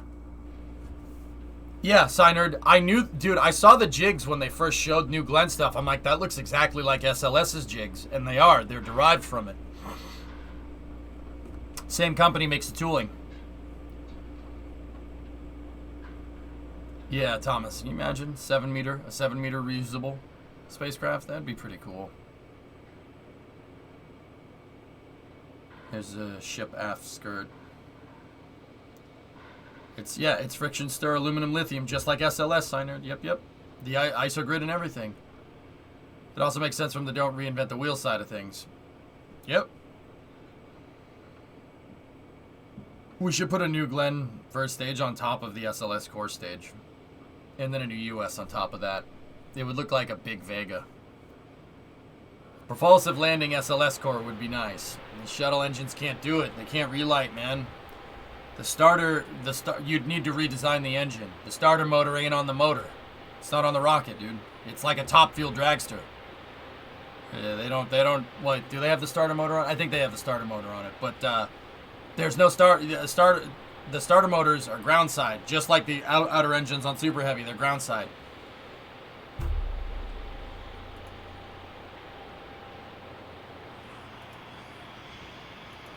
And hop to it now. You get no argument from me, man.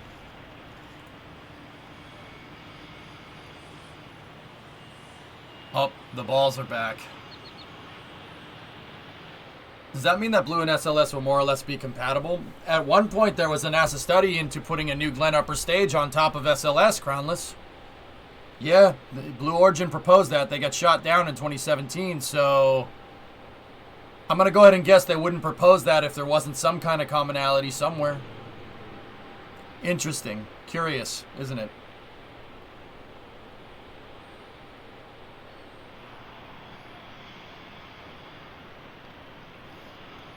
Yeah, it came here indeed. Ha! Balls. Yep. It wasn't a Blue Origin upper stage. It was to replace the RL-10 with the BE-3. I thought it was a New Glenn upper stage, Vulcan. I'm pretty dang sure that's what I read, but check me. What about New Glenn side boosters for SLS? It wouldn't be able to hold it up.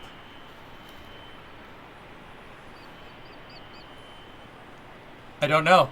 Now I'm second guessing myself. Let's go peep it. I mean, I thought it was the whole stage. It makes sense over just the, like, why would you just replace the engine, you know? I know, Laserman, the scale is unbelievable. Balls.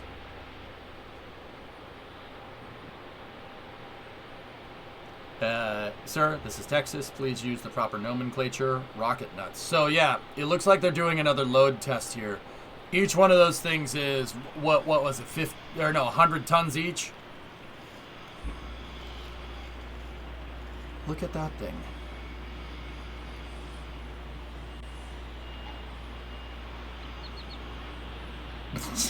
Thomas.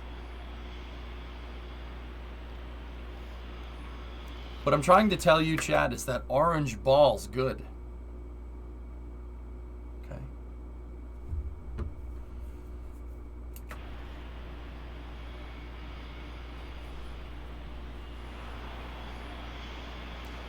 They're filled with water, guys. See the hoses right here? They're filled with water. They're offshore mass simulators. See? Crane test water bags. You can tell it's a crane test water bag because of the way it is.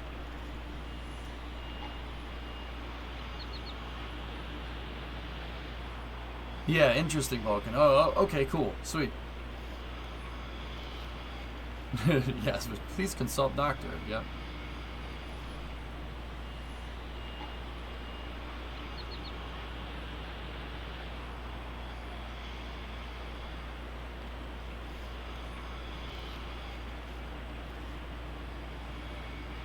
This is sped up footage, but it is going to move that fast eventually.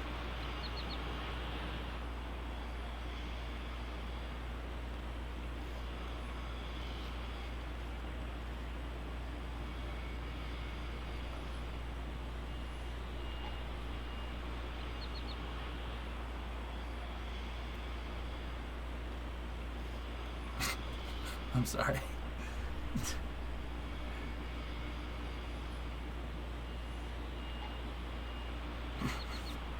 I'm wondering what kind of horsepower lift motors are going to have to move that thing that fast. Yeah, I don't know. I still think that the elevator motors that they're using for this thing are lifted off of an oil rig. I think it's a mail pad. Mason, how can you tell? Huh. Little balls. The little balls.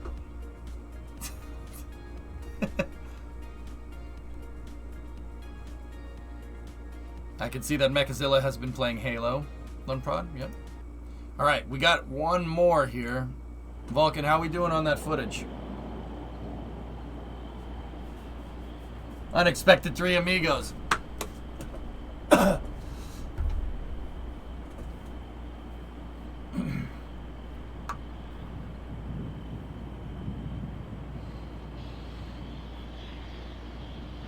Okay, Vulcan. Yeah, Jazos, we shared them.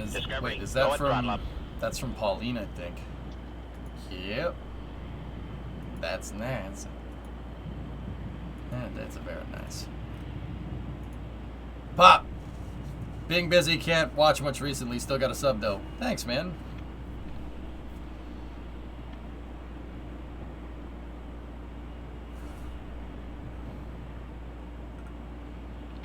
Awesome photo alert.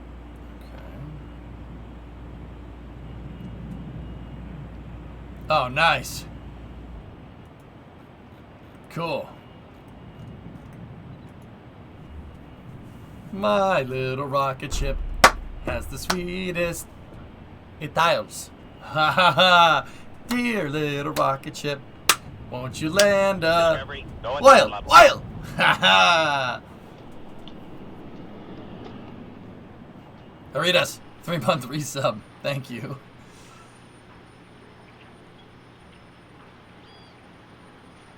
Are the water balls for a potential fire? No, they're just mass simulators, Joe. It's just, they're just making sure that this thing can lift up the booster and the starship. That's all. Whoa, wide angle lens. Okay. Yeah, also, I just want to point out, yeah, road grading. So you see this right here? See that little track right there? It looks like the, you know, part of the road is sinking into the ground, especially like right here. And then you can clearly see grooves in the pavement. That's what I mean about a road that was not designed for industrial traffic. Industrial roads are not designed this way. Highway 4 was never intended as an industrial road. But you can clearly see that all the trucks that come down here and load up methane and liquid oxygen and liquid nitrogen, they're putting grooves in the road because the road's sinking into the ground because the subgrade is not designed for this type of weight. See that right there? Very, very, very key thing to understand there. So when we look at Roberts Road, we can figure out pretty substantially where SpaceX is going to put heavy stuff and what roads heavy stuff is going to move on by looking at the plans for the subgrades. This is just a regular road. It's probably got a 12-inch subgrade if I had to guess. 4 inches of concrete on, or 4 inches of asphalt on top of that. Pretty run-of-the-mill stuff. But see the grooves? That means the road wasn't designed for this weight. It moved till tomorrow. Well, not all the roads, Vulcan. I personally think that 4.9 should just extend the crawlerway, because the crawlerway has utilities and everything. It's already heavy. It's already a heavy road that's basically built to it already. All you got to do is just extend it a little bit. I'm serious. Just extend the crawlerway. Build 39C as intended. It's in the same spot. Why would you pay to upgrade like 2 miles of road, 2 miles of heavy road going out to that pad, when you could just pave the crawlerway and upgrade 1 mile of super heavy road? It doesn't make any sense doing it otherwise. That's right, Swishio. You got it.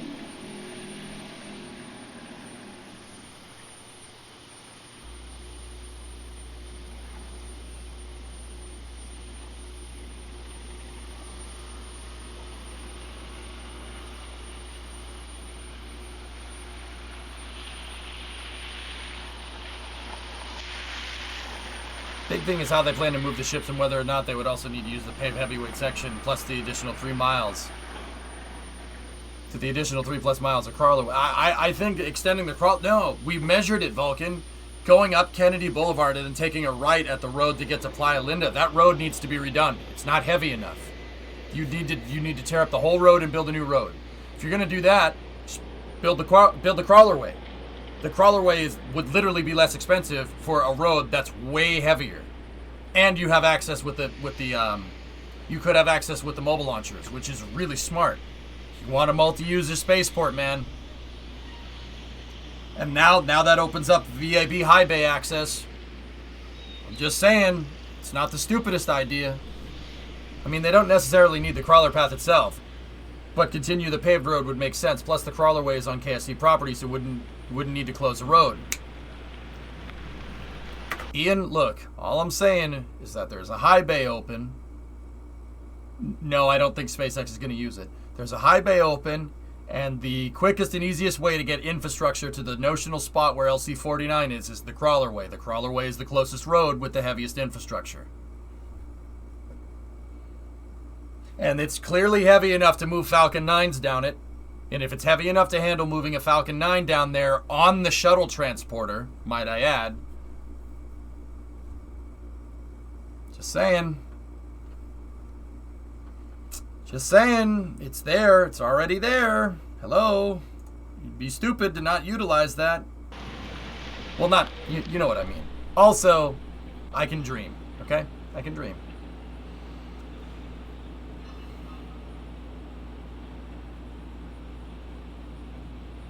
Yeah, Ian, it'd be really good. Can you imagine? I mean, I'm not gonna sit here and say that I don't want to see a Starship and an SLS rolling out of the VAB at the same time for Artemis missions. I'm not gonna say that I don't want that to happen. And before people say, you know, Ian, I don't know if you've heard me talk about this before. We'll watch the rest of that Starship video in a second. Where people say, EJ, that the VAB is not designed to handle that much traffic. Oh, you're damn right it was. It absolutely is. It's supposed to. It's supposed to be able to build four Saturn V's all at once. It absolutely is supposed to do that. The crawler only takes a couple hours to roll out. It takes like 8 hours to get to the pads with the crawler. Considering you're moving the entire launch pad, that's pretty freaking good. And your launch pad gets to stay inside. So you, hear me out here. You can do maintenance on your launch pad. Now, why would you want to do maintenance on the launch pad? Oh, I don't know. Maybe if it doesn't catch something correctly? Let's be real. Do I think SpaceX is going to do that? No, I don't think so. Would it be awesome if SpaceX did that? Mm-hmm. Yes, it would. Yes, it would. And you know it. Pretty good idea, Coyote.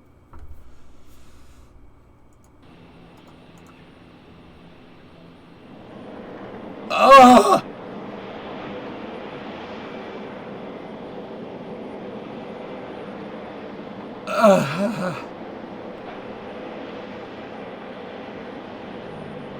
I don't like that at all. It's so hard to see. Look at all this junk, especially that Chevy back there. Look at all this junk. Man, Chevy is in the junkyard where it belongs. Seriously, it looks like Watto's junk shop. Outmiens, buenas ataque quizá la puteta noria. Fui paniage, tobedelon kidanko. Outlanders, they come here, they mess up my store. No, that was scrapped, Fire Fistus.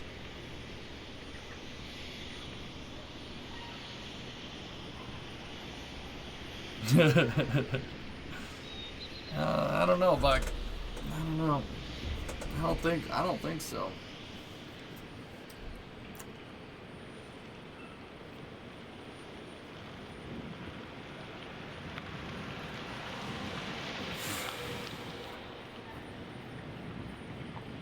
Just pictures of the cooler system on the suborbital pad.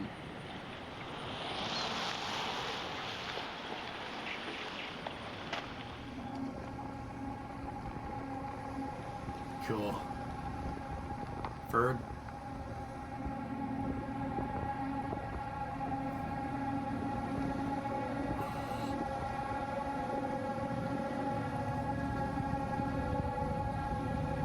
It's carrying some crane counterweights.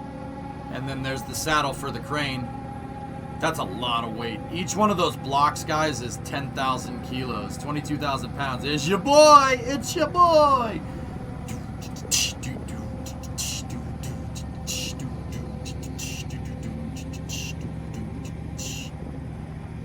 Oh, look. Ford's doing all the work. Huh.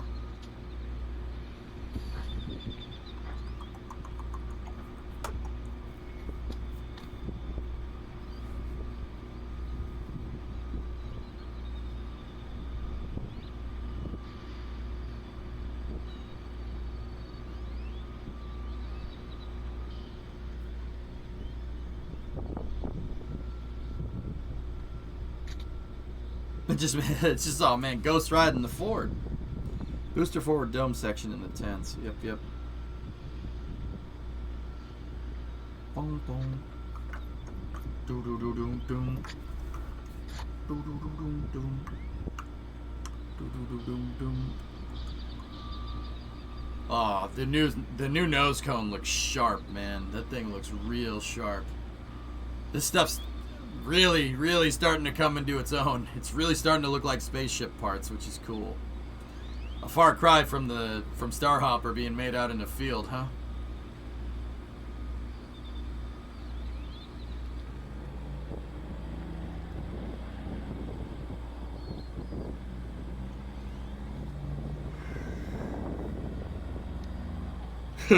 Ichi.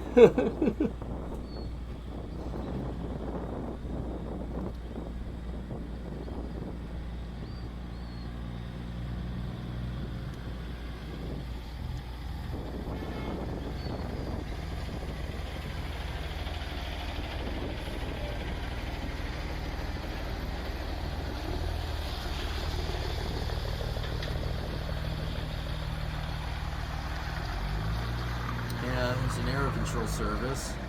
Ship 22 is in mid-bay. Thomas, what do we think they're going to do with that thing?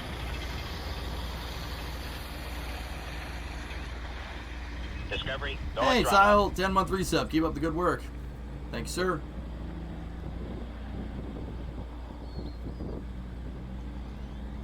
What's in the high bay? I'm not sure right now, Firework. It's gonna get Ship 21's nose cone. That makes sense. Yeah, Booster 7, that's right.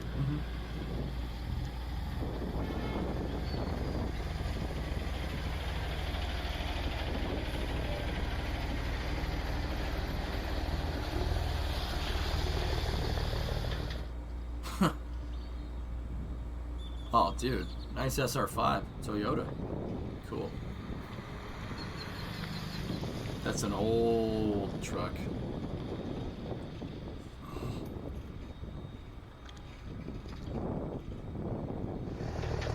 To be honest, I have no clue anymore considering... Yeah, no, Thomas, Dude, I've lost track. I'm straight up, I've lost track, man.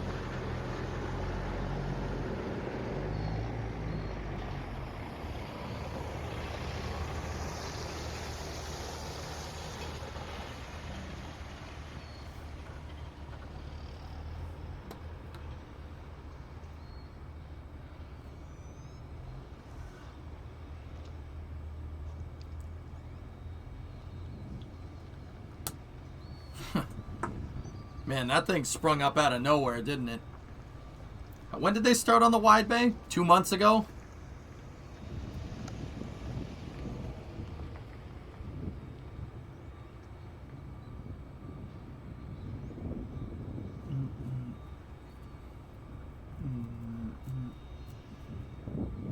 I think it's like August-ish?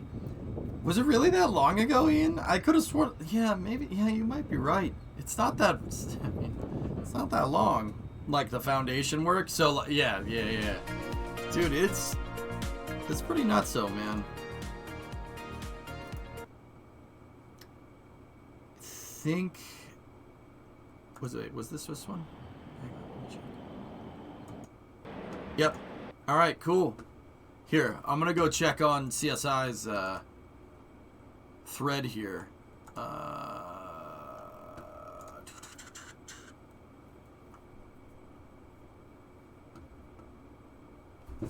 I'm very close to the launch video being ready. Alright, cool. Alrighty, my guy.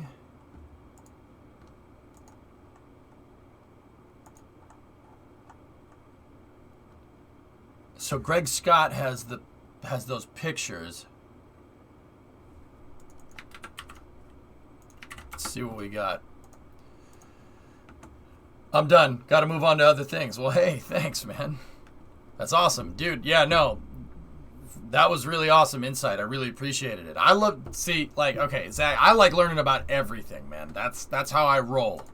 I want to know everything. I want to know why there's a brush pile right here. I mean, we know why there's a brush pile right here. Why they're making this part first. Why would they extend this first? Like, dude, we went and read the blueprints for this stuff. I read the blueprint plans, like in Florida Public Record because I'm a loser. Yeah, no, that's the reason. So, yeah, no, this is awesome insight, dude. Your insight helped me a lot. And no, it pointed me in the right direction for where to look on how to store natural gases and stuff, man. So that's really cool. I'm, like, kind of flattered that you're here. That's really awesome. All right, so Greg has these pictures here. Okay. Yeah, man, this is where they're going to make it, dude. All right, so... That goes into this thread right here. Nefarious, hey, 25-month resub. All right, so Greg and I have organized a flight over Roberts Road. For the first time in a while, the weather conditions were perfect for it. If you zoom into this one, those platforms are looking very familiar. All right, so, Zach, what do we got, dude? Wow, man, thanks for the shout-out. Definitely appreciate it. I lied, I'm not done. This stuff's like candy, man. I could read about this all day. What do we got? So at the time, these similar-looking pads showed up at the Sanchez gas site. All right. These two photos were actually taken on the same day by our GV on April 8, 2021. And this is what the orbital launch integration tower, OLIT. So I just say tower, but we'll go with that. Looked like when they started preparing the 3 pads at the Sanchez site. Okay. As the OLT's concrete base finished curing, crews began to assemble all the equipment needed to build this tower equipment as rapidly as possible. There's the jigs right there. Those are the jig pieces so they can start building. This is basically a temporary foundation, and these things, it's called the jig, and they build right on top of it. They build the segments on top of it, right? And then they just pick the segments up and they put them somewhere else. Well, take them to the pad. See, there's the scaffolding for it right there. Now, keep in mind, this is still Boca Chica here. Hey, Access, Tier 2, 71 months. Thank you very much. One of the sections where, once the section was completed, it was easy to transport them down Highway 4, awaiting the 11350. Dude, that crane, the 11350 with the power boom was really cool. I was nerding out. See? Yeah, we're gonna see this. You're gonna see this soon. Okay, so see the rusty jig pieces? Right there. Those pieces just showed up at Cape Canaveral, which is cool. Why was this process necessary? Why not build the tower in the traditional way, one beam at a time?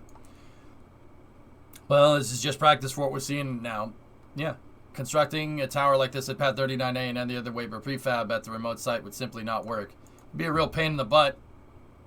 I mean, not even the original Kennedy Space Center design did they build the pads there. They built them a couple miles away and then moved them there. Am I right? Like, that's what the crawler way is for. Imagine how many times the construction of this tower will have to delay for multiple days, if not weeks at a time, given the launch frequency at Kennedy Space Center. Don't be surprised if they included mechanical piping and electrical conduit in the prefab this time around. Hell yeah. Hell yeah.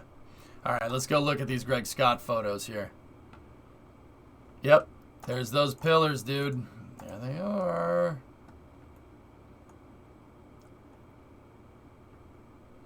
This is the exact same way they built the crew access tower at Slick 41 too. Prefab segments, man. Build it like a Lego kit. Seriously, they just build buildings like Lego kits. Yeah, see, they're really grading all this out, man. Not done yet, though.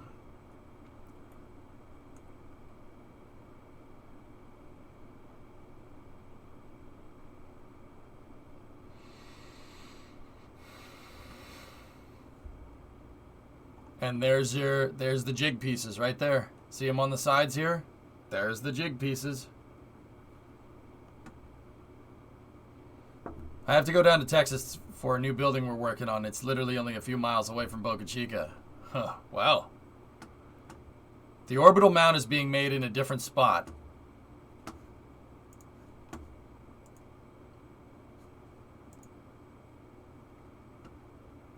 You're just gonna tell us that, and just, you know, you're just gonna dangle that tidbit of information?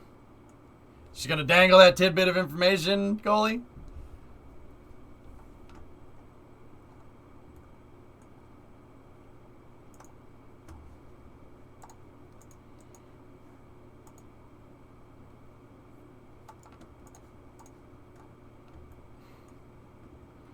Yep. That's really cool. So, you know, I asked, what is this brush pile for? Well, what they got to do is, this place looked like this. You got to clean out all the trees somehow. So what they do is they get all the brush away, right? And they scrape off the top layer of soil, guys. They scrape off, it's called topsoil, right? They scrape off all the topsoil, they put it in a pile, and they burn it. It's fine. It's okay. They do that all the time. No, it's not going to start a forest fire. It's Florida. It's wet. So then once they scrape that topsoil off, that's when they'll start putting down the grading dirt. See the darker spots? It's like the core sample said.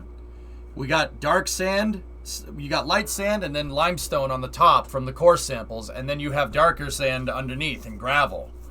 That's exactly what the core sample said. That's how I know these are different layers of the soil.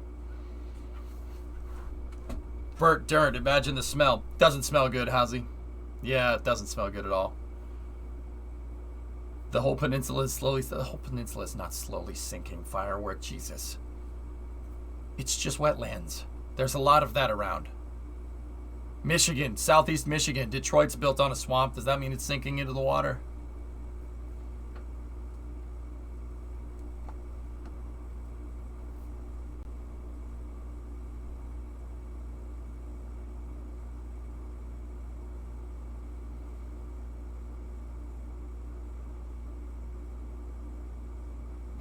Hyper, what's going on, man? The stuff on the top is called snow. This is Florida, man. There ain't no snow down there. Hyper, how you doing, bud? How's things? Yeah. Tell me not to build it on a swamp, but I built it anyway. Fell into the swamp, so I built a second one, lad. That fell into the swamp. So I built a third one. That burned down, fell over, then fell into the swamp. The fourth one, lad. Haha, that stayed up. I'm good, dude. How are you? I'm alright, man. I'm alright. Just get to analyze construction sites with my boys here. It's fun.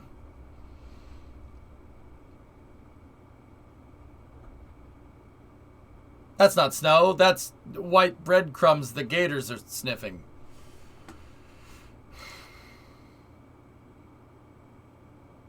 Your English accent's getting better. Oh, thanks. I said you'd be daft to build it in the swamp, but I built it anyway. Fell in the swamp. Alright. It's fudged? Why? What's up? What do you mean?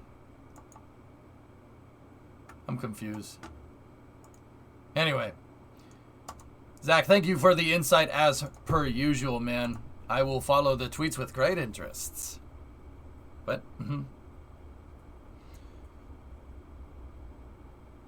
And you, young Skywalker, we will follow your career with great interest. A surprise to be sure, but a welcome one. Sorry, Star Wars memes.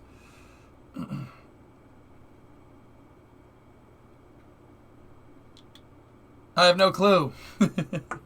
Alright. So we got the Artemis 2 service module. I love democracy. It was at this moment that he knew he was lying. Hell yeah, man. She's ready. Mop. Mop. Mop. Mop. Ah, yes. The capsule has tinnitus. Mop. Full res service module picture. I love democracy. Then why do you run a republic? Wrecked. Mop.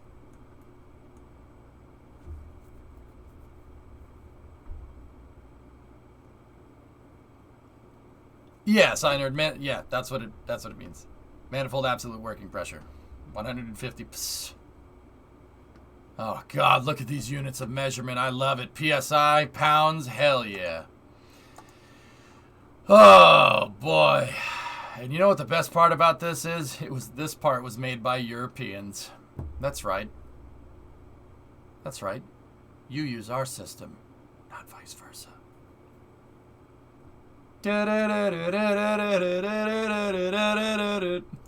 No! Fuck my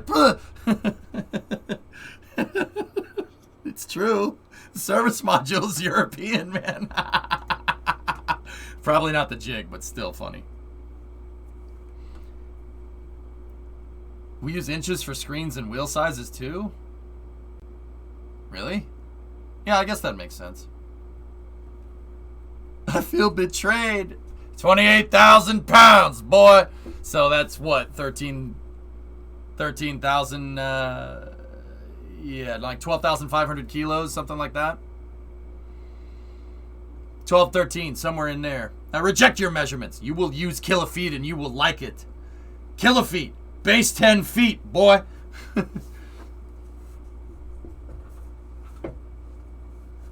Yeah, that thing's pretty heavy. You will use kilofeet. No, not kilometers, all right? We don't do that. It's kilofeet. Watch that thing in this explode on the way to the moon because you use PSI and we calculated stuff in bars. Yeah, and it would take like maybe a 5th grader to not be able to understand that measurement. And the unit conversion, just saying.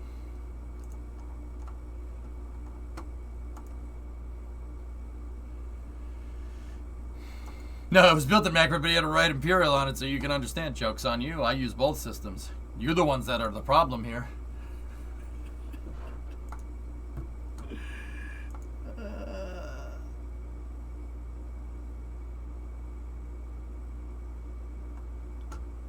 Yeah.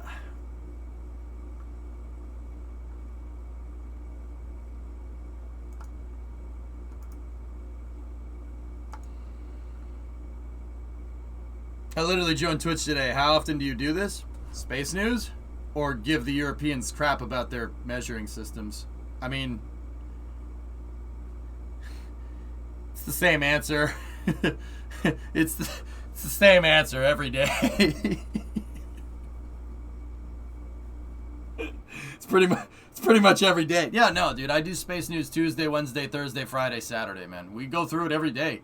Dude, me and this bunch here, we go through the NSF footage with permission. We go through the NSF footage daily. I do space news every day around 4 or 5 o'clock. Just in between playing games, man. This is more ideal than Twitter Spaces. Dude, I've been doing space news for a long time. CSI, my space news segment started like 5 years ago, and they originally were a little 15-minute spiel about like what rocket launchers are coming. Now space news segments last hours because there's so much stuff. There's just so much stuff. Like, I don't know what to do. I don't know what to tell you. Like,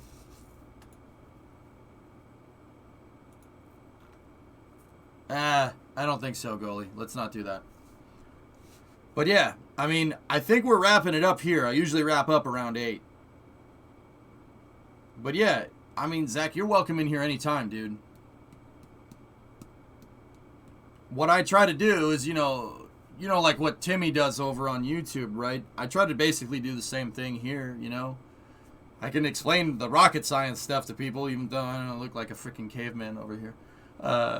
I explain it over here, and I do STEM outreach over here.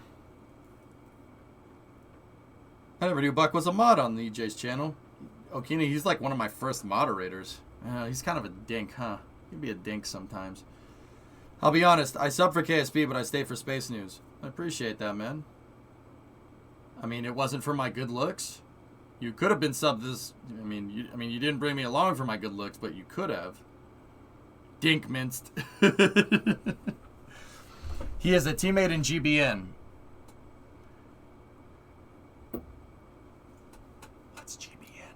I don't know what that means. What does that mean? Help.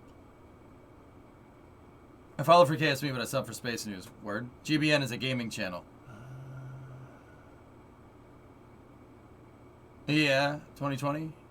To be honest, I just was surprised there was someone else as obsessed with spaceflight as I would. I just kind of fell into place. Yeah, man. You knew my glasses. You knew my glasses, but sure, Space News we all listen to. I mean,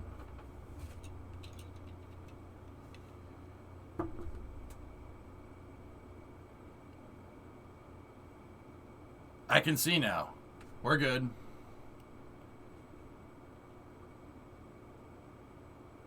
Yeah, no, space is dope. Space is amazing. I come for the Space News that stays for the gaming and car stuff. I like my trucks. This. What do you want? What do you want? What are we watching here? Don't these people get enough Amazon ads, Swishio? What? ¿Qué cosa?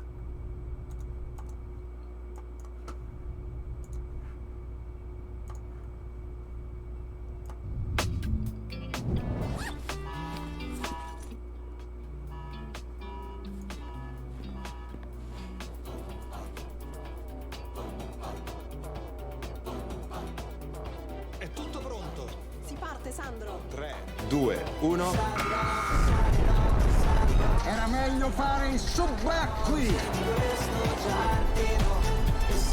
Sollillo.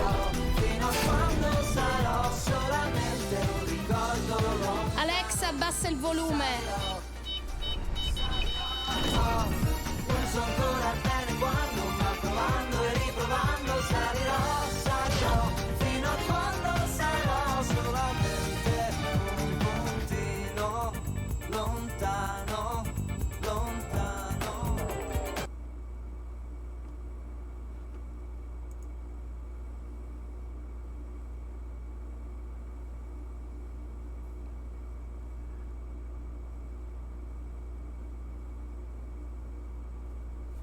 Swiscio, tu sei un pazzo. Ver via da qui.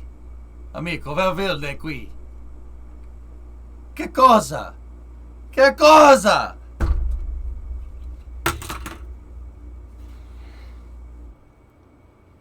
Mamma mia.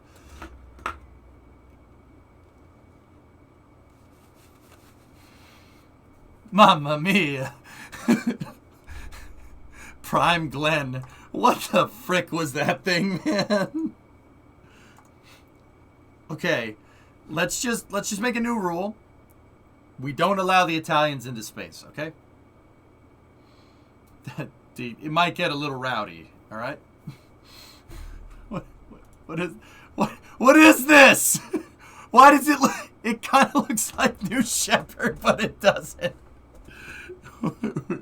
If it's a Ferrari rocket, then that's okay. I'm so confused. It has a ring fit, so it does, man. What is happening? What is happening?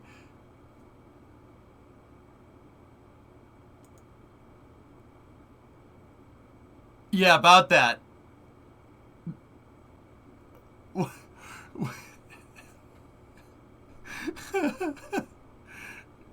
No, Italians can go into space. That's fine.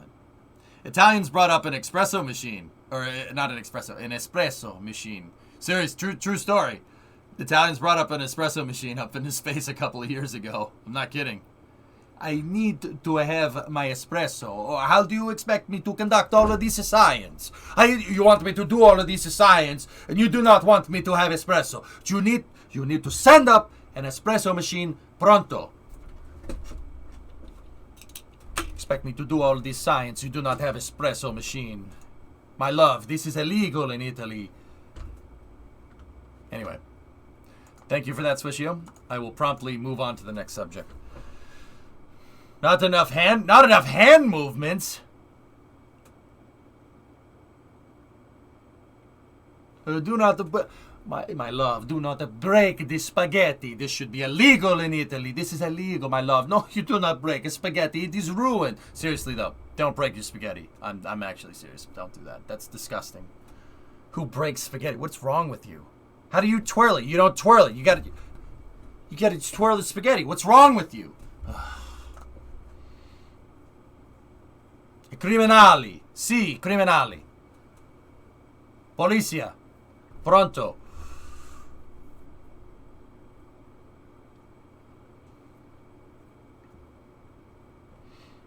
Yeah, 2020. Yeah. I put my spaghetti in a blender and then I boil it.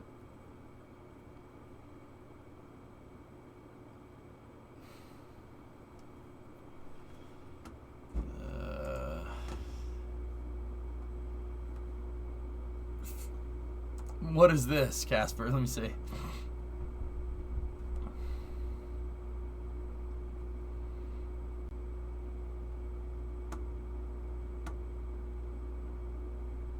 Espresso. Espresso's really good, by the way.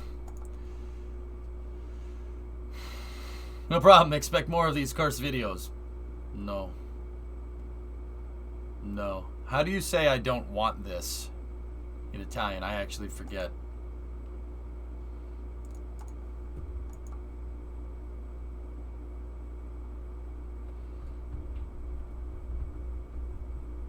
Non lo voglio. Non lo voglio.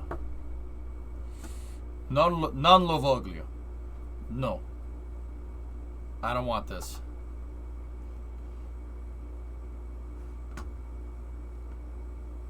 In Italy, espresso is still €1 because when people try going 1.1, everybody loses.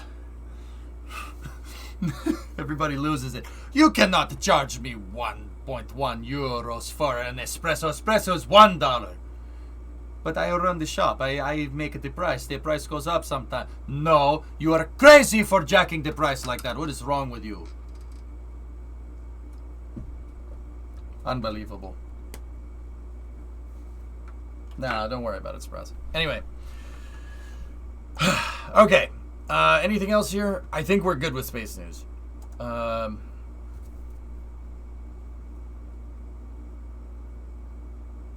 be fair, they do have a point. How much is a cup of coffee at Dunk's?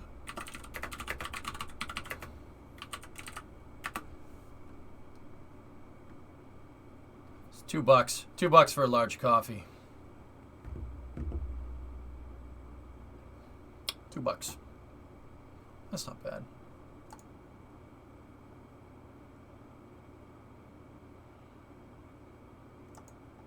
Small coffee's $1.59. I mean, only missing booster for engines painted. We'll probably cover that tomorrow, Tomas. I vote for Space News with Italia on EJ. There's always Adrian's channel. There's an Italian STEM streamer, Adrian. Seriously. And there's a French one too. There's Whitney, and she does an amazing job. We got a bunch of them. See you last. Well, since the launch video is taking forever to process, we watch this while we wait. Oh yes, this is the last bit of space news here. I broke it. Okay, let's just do this. Okay. It's Duncan, of course it's bad. Get out. Get out. Now. Now!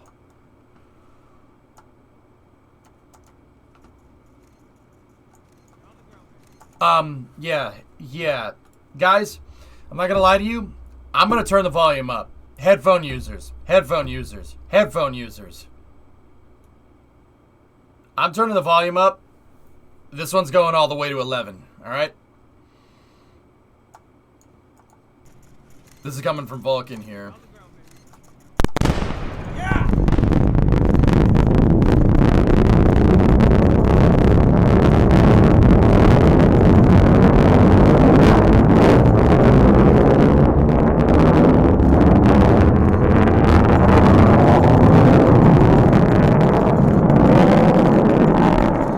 Rocket go brrr. Hearing goes bye-bye.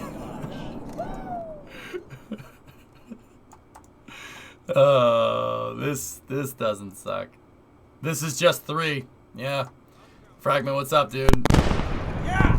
Yeah! I love it. Who was that? Vulcan, who did that? Yeah!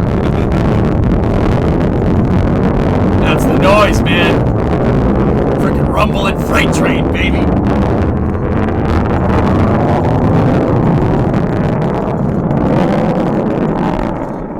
God, that's cool.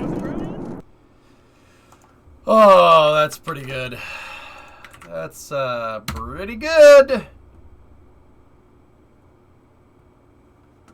Your speaker's got great bass and the whole desk shook. Now we're talking. I just finished exporting my CSG2 video, but it's like 16 gigs, so it'll be a while before you can post it. Let me know, dude.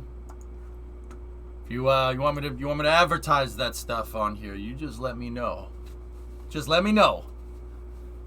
LMK. And the NESTS 107 anniversary mentioned today. I did all 3 of them on the 27th. Yeah, it was Max Evans. Yeah! I like that guy. That's what I would do. That's what I did when Orbcom 2 came back down. Everybody thought the sonic boom was it blowing up. I'm like, nope. Sonic booms, baby. Just like the space shuttle. But yeah, kind of sucks. Is what it is, though. Is what it is. Anyway, guys, I hope you enjoyed Space News. We might have a little bit more stuff to check out in a little bit.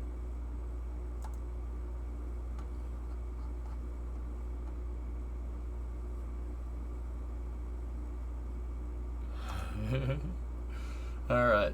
Oh, by the way, that audio is not resynced at all. That was the real-time sound. Cool. Kind of sad the general public doesn't know what a sonic boom sounds like. Sounds like that. Paper City, thanks, man. Thank you for the bits. It sounds like that. It sounds like that. That's good timing. Thanks, Paper City. Oh my God. Thanks, man. That was perfect. Give me a solid right there, dude. Sonic booms are cool, man. Sonic booms are basically what happened when sound tries to divide by zero. Yeah, that's a good way to put that.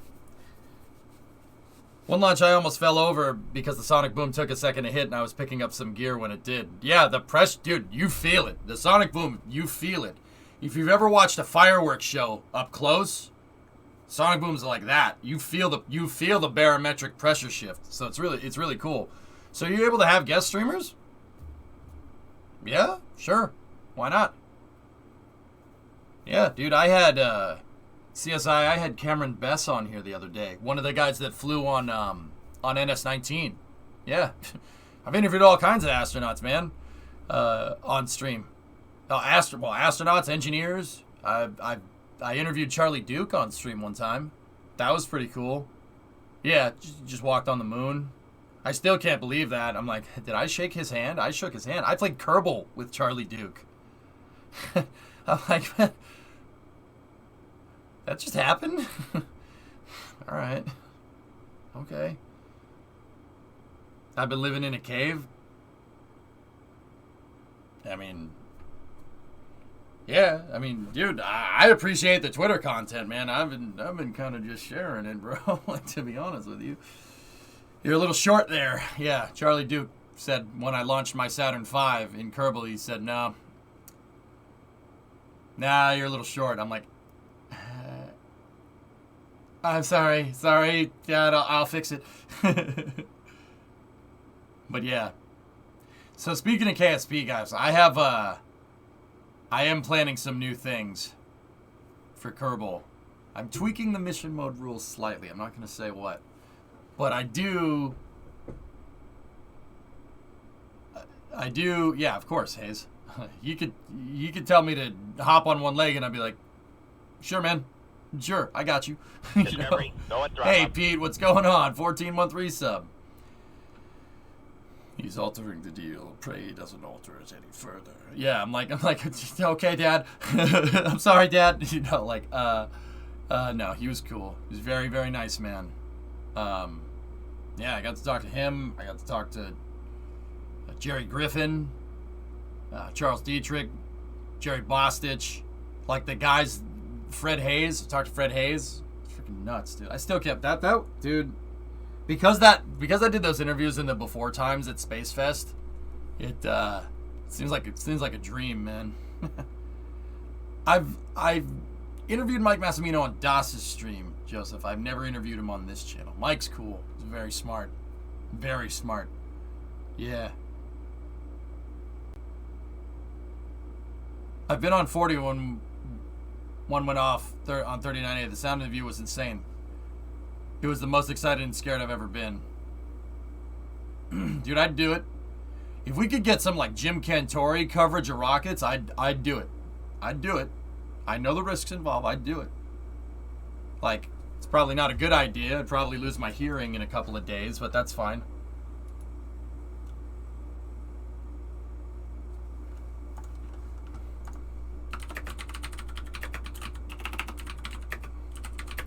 Give me 1 second.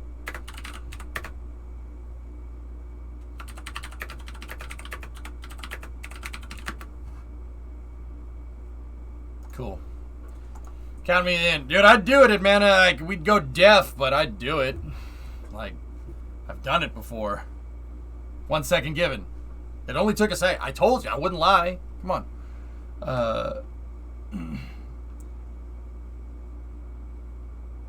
Gotta go to Vegas and see the Red Flag event at Nellis Air Force Base.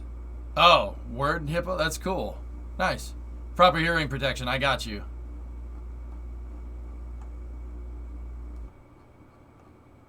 We'd go commando with hearing protection. Just once. Just once. Just so I can... Just once. I mean, it would hurt. Like, I'd probably end up doing that, but I'd do it, dude. That, dude, nothing, dude. Nothing, rocket engines sound ridiculous. It sounds like a freight train derailing. That's the best way I can come here.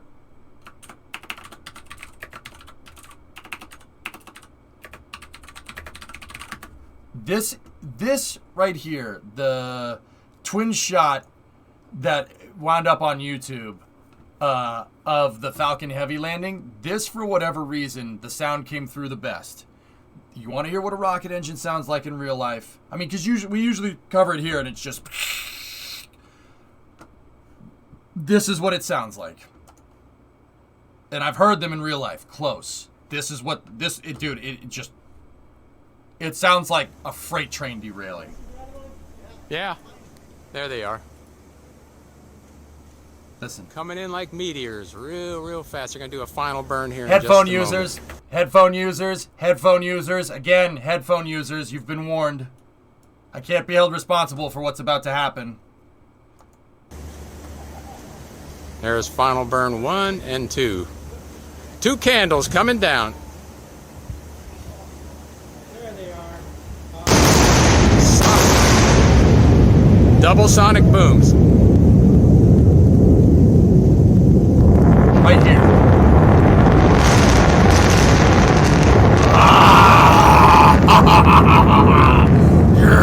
Woohoo!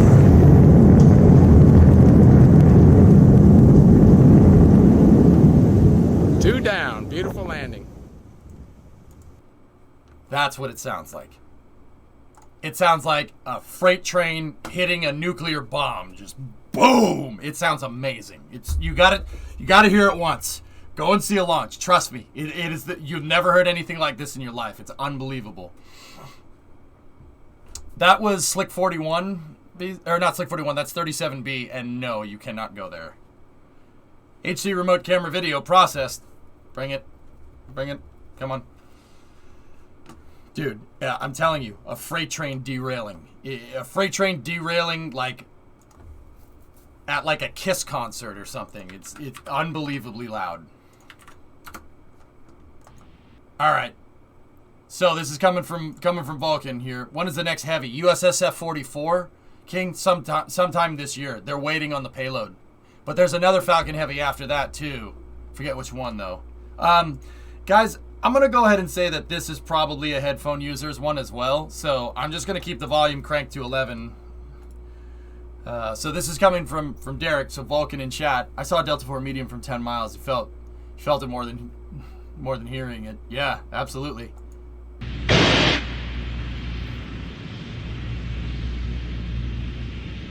.420 into the video. Pneumatic valves. All right.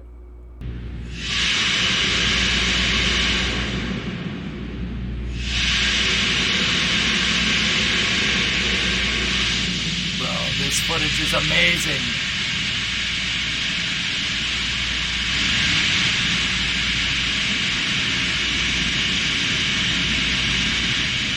It's about to get loud.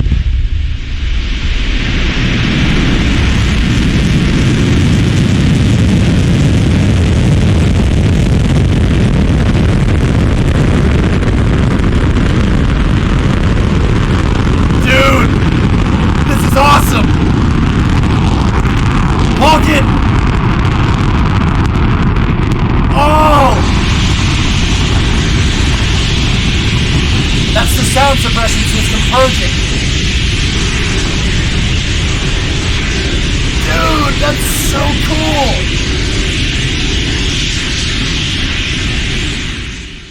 See, it's the nitrogen purge sound suppression system. See, they're bringing the sound suppressor out they're depressurizing it. Post launch. Dude, you never get to see stuff like this. This is awesome. Oh, that was rad, man. That was terrific. That was freaking great, man. Here, hang on. Can I just try something here? Okay, what time do we...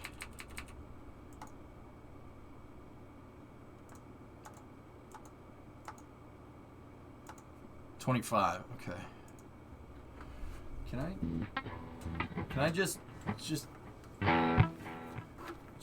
give me a moment. Does this mean I missed the launch? No. There's 2 launches tomorrow. They moved it, S-Master. Of course they do, RJ.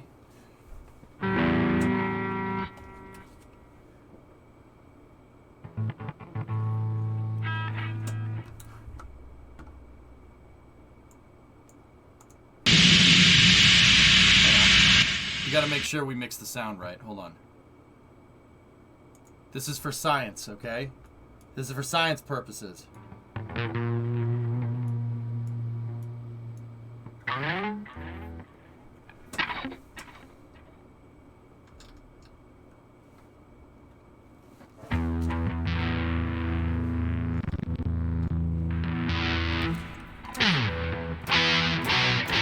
Alright. Ready?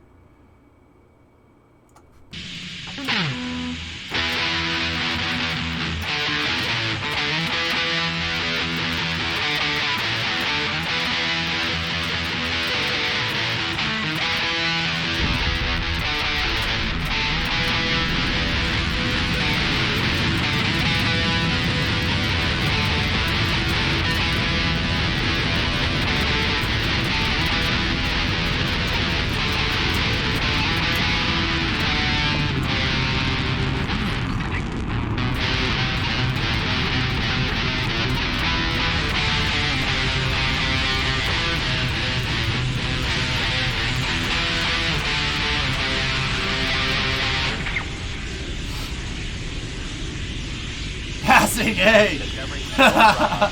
Thanks, man. Is that 2112?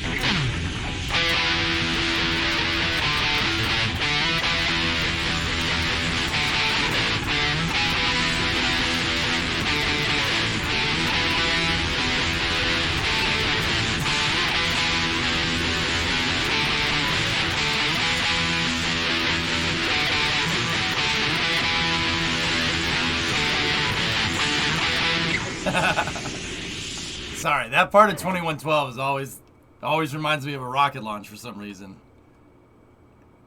Fasting with the 10 subs, man. I do appreciate it.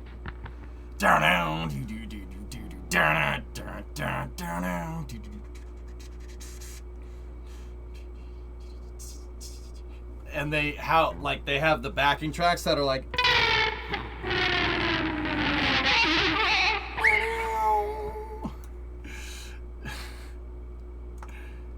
Can I do that one more time? I enjoyed that way too much.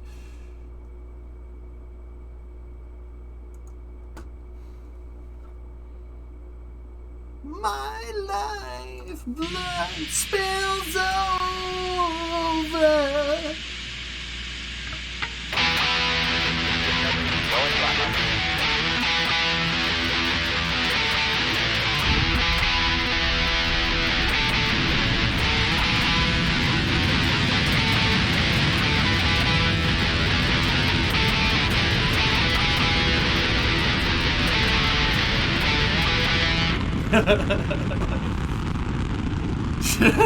Panda, you think so? Can you link this video? Sure, man. More rocket this time? I can do more rocket. Is this... That's too much. We gotta balance it. You gotta balance the sound a little bit. How's that?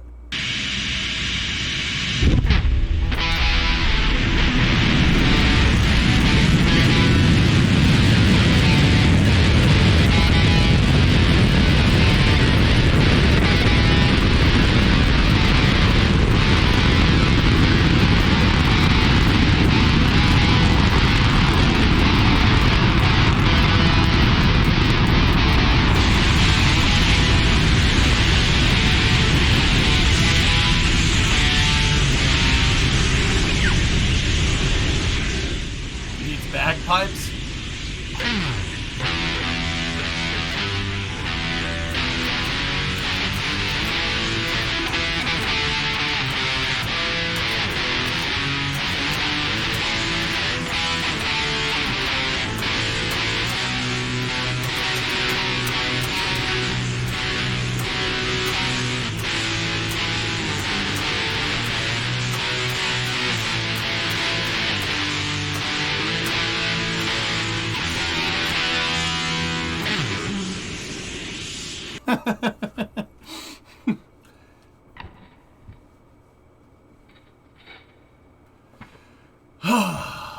That was a fun space news. Vulcan, this footage is sweet. And the 2112, you gotta link that to Lavi.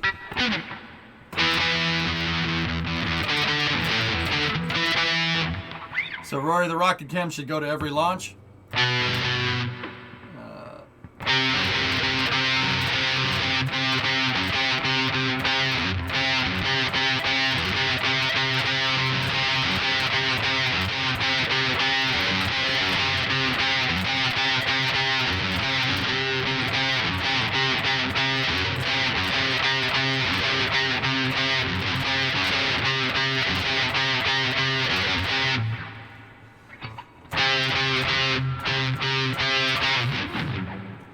Well, mind if I plug Twitter so folks can keep up with your photography and videos?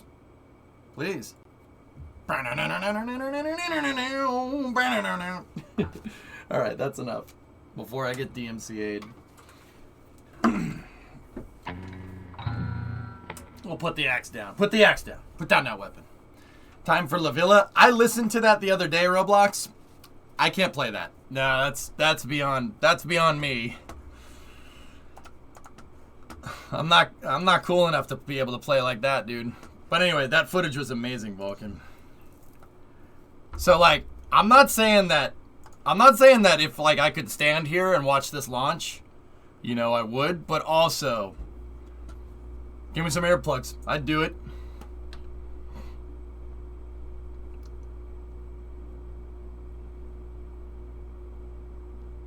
Celtic, yes you can. But that's the reason why I never, ever play a full song. Ever. I never play a full song. You play clips. Because even a cover, you have to give rights, and that's getting into copyright, etc., etc. If I play clips, it stays transformative. I just play bits of songs.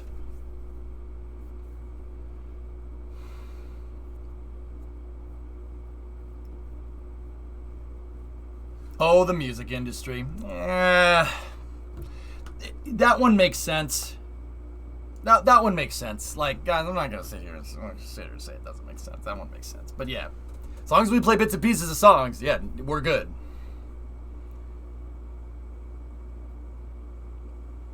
To be fair, we were only 2.5 miles from LZ1 this time around. Yep. All right, guys. I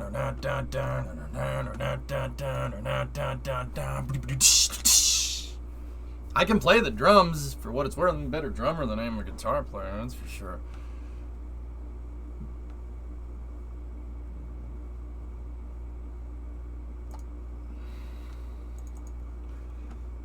Making covers doesn't make sense though. That's just silly. So Roy the Rocket Cam now has three successful missions: Transporter, USSF-8, and CSG-2. Is there going to be a remote setup for not L87? That's a little far away for you. For Starlink 4.7?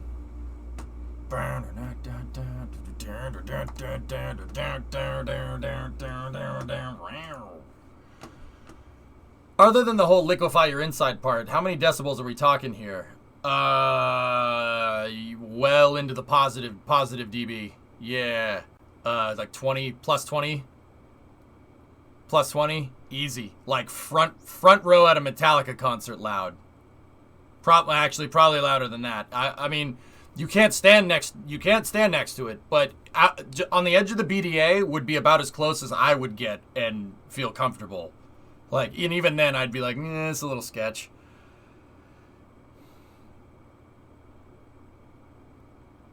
Yeah, King Kitten, that's true. Oh, also CSG-2 was my 50th launch in person. Right on. Yeah. King Kitten, what would you say? AC/DC loud? The Who? Front row with The Who? That's from what I understand, it's very loud. I've never seen them live. Or like Metallica live, or are we talking like Mastodon? Mastodon live. Like, are we talking that loud? Because, or not Mastodon, Sabaton is the name of that band. Mastodon is something else.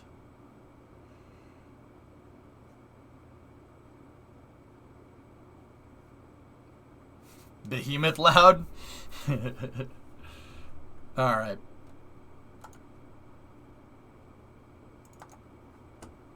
Not more than 120 dB. I mean, it's loud.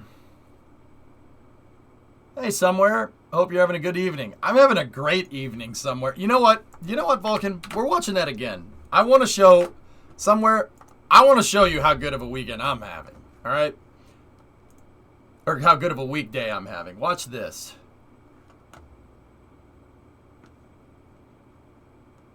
So Vulcan is works for an outfit called Space Scout.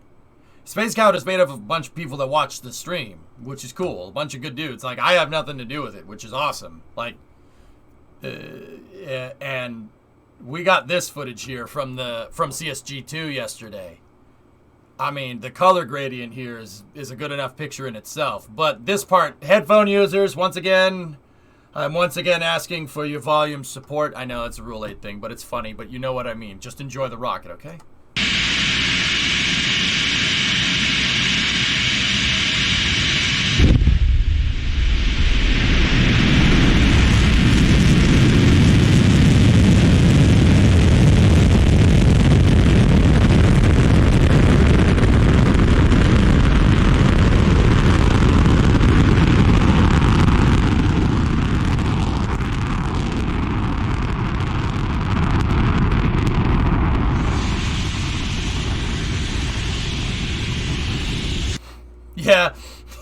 Yeah, that's not bad. Vulcan, we need Rory the Rocket Cam to make more footage. I would like to shake Rory the Rocket Cam's hand if I can at some point.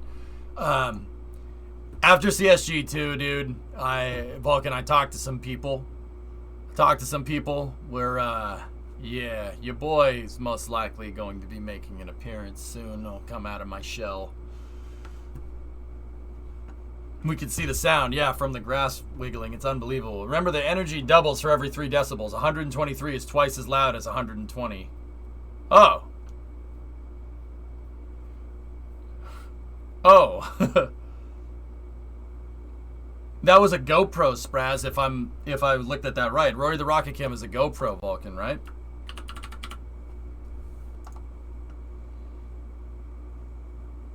I mean, if you want to see what else Rory the Rocket Cam has taken pictures of, there's always this.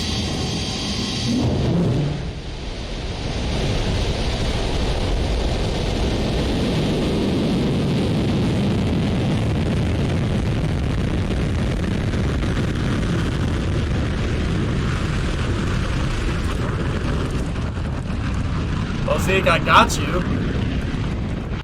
That's the big slider. The big slider, boy.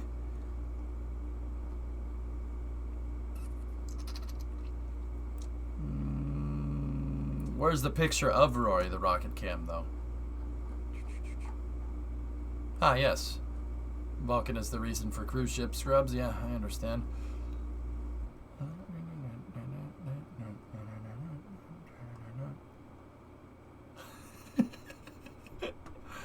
Be sure to take pictures of Vulcan and just Photoshop him in random space places. That's pretty damn funny. Stick! Wait, why is there one backwards? There is a picture of Rory the Rocket Cam somewhere in here. Oh, there's a picture of Jenny standing up. Cool.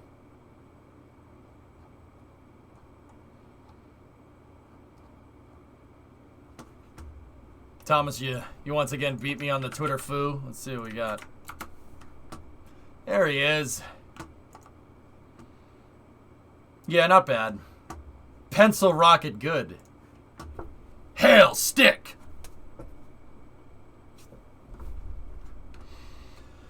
I don't think I peaked higher than 115 decibels, and that was in the Hammersmith Apollo. Nice.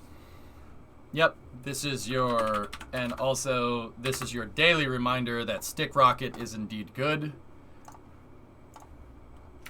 Here's your daily reminder of stick rocket. There you go.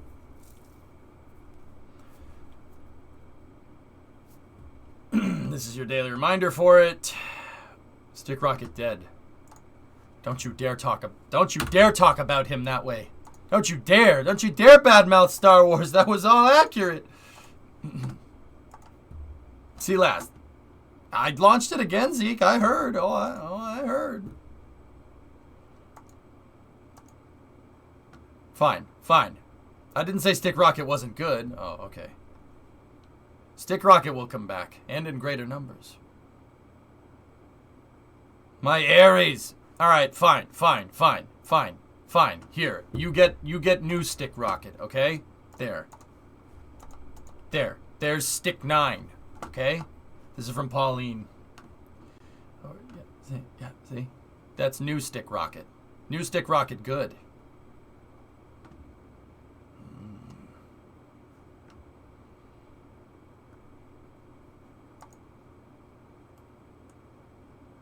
Stick rocket, good.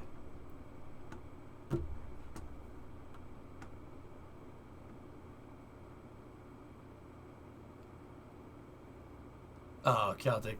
Thanks, man. I appreciate it.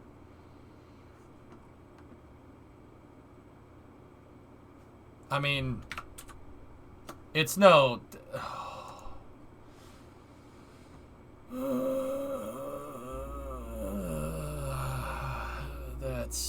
That's nice, man. Oh, stick rocket would have been amazing.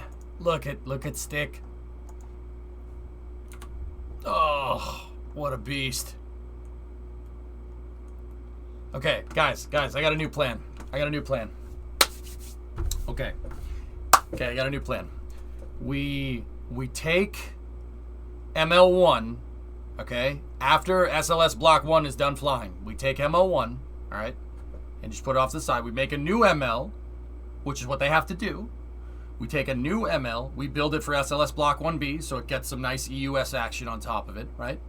And then, hear me out, we take that old mobile launcher, right, that we did, you know, it's only used for SLS Block 1, but it has an ICPSU on it. It has an ICPS core umbilical, right? So, how do we get that ICPS umbilical? Like, how do we get it up there? Like, so the solution is to go to Northrop Grumman, get some of those BOLE boosters, and stack them on top of each other. Yeah. And then we could put Orion with the ICPS on top of that, right? And then we can have a 4-segment SRB with a single segment SRB on top of that. The single segment SRB stacked on top will have a vacuum optimized nozzle. And we use that mobile launcher for getting Orion into low Earth orbit because it's already designed to work with the ICPS. And Orion already has the interfaces for SRB diagnostics because it's designed to launch with SLS. See? It's smart. It's a smart idea.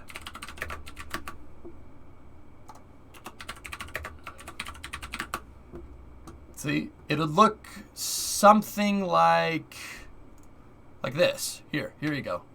It'll look something like that. I already got a render for you. See, we could just put an Orion up here, but you'd need a 4-segment SRB, and then, so this is a 2-segment SRB with a single segment. We need a 4-segment with a single segment on top of that, and then the ICPS on top of that, or just a 5-segment SRB with the ICPS on top, and then Orion on top of that. The 4-segment with the single segment, though, that now we're talking. That would look like this thing over here. See this thing? That's big stick. We like big stick. Okay? EJ right now. It's true. It's true. It's true. No. You don't want a death stick. It's not a death stick. You don't want to buy some death sticks. You want to go home and rethink your life. I want to go home and rethink my life. Anyway. Speak softly and launch big stick. Yep, Eleanor Roosevelt said that.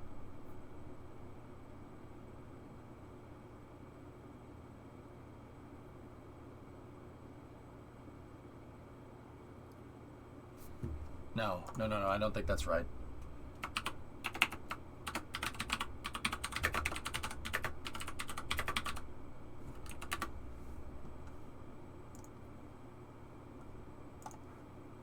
No.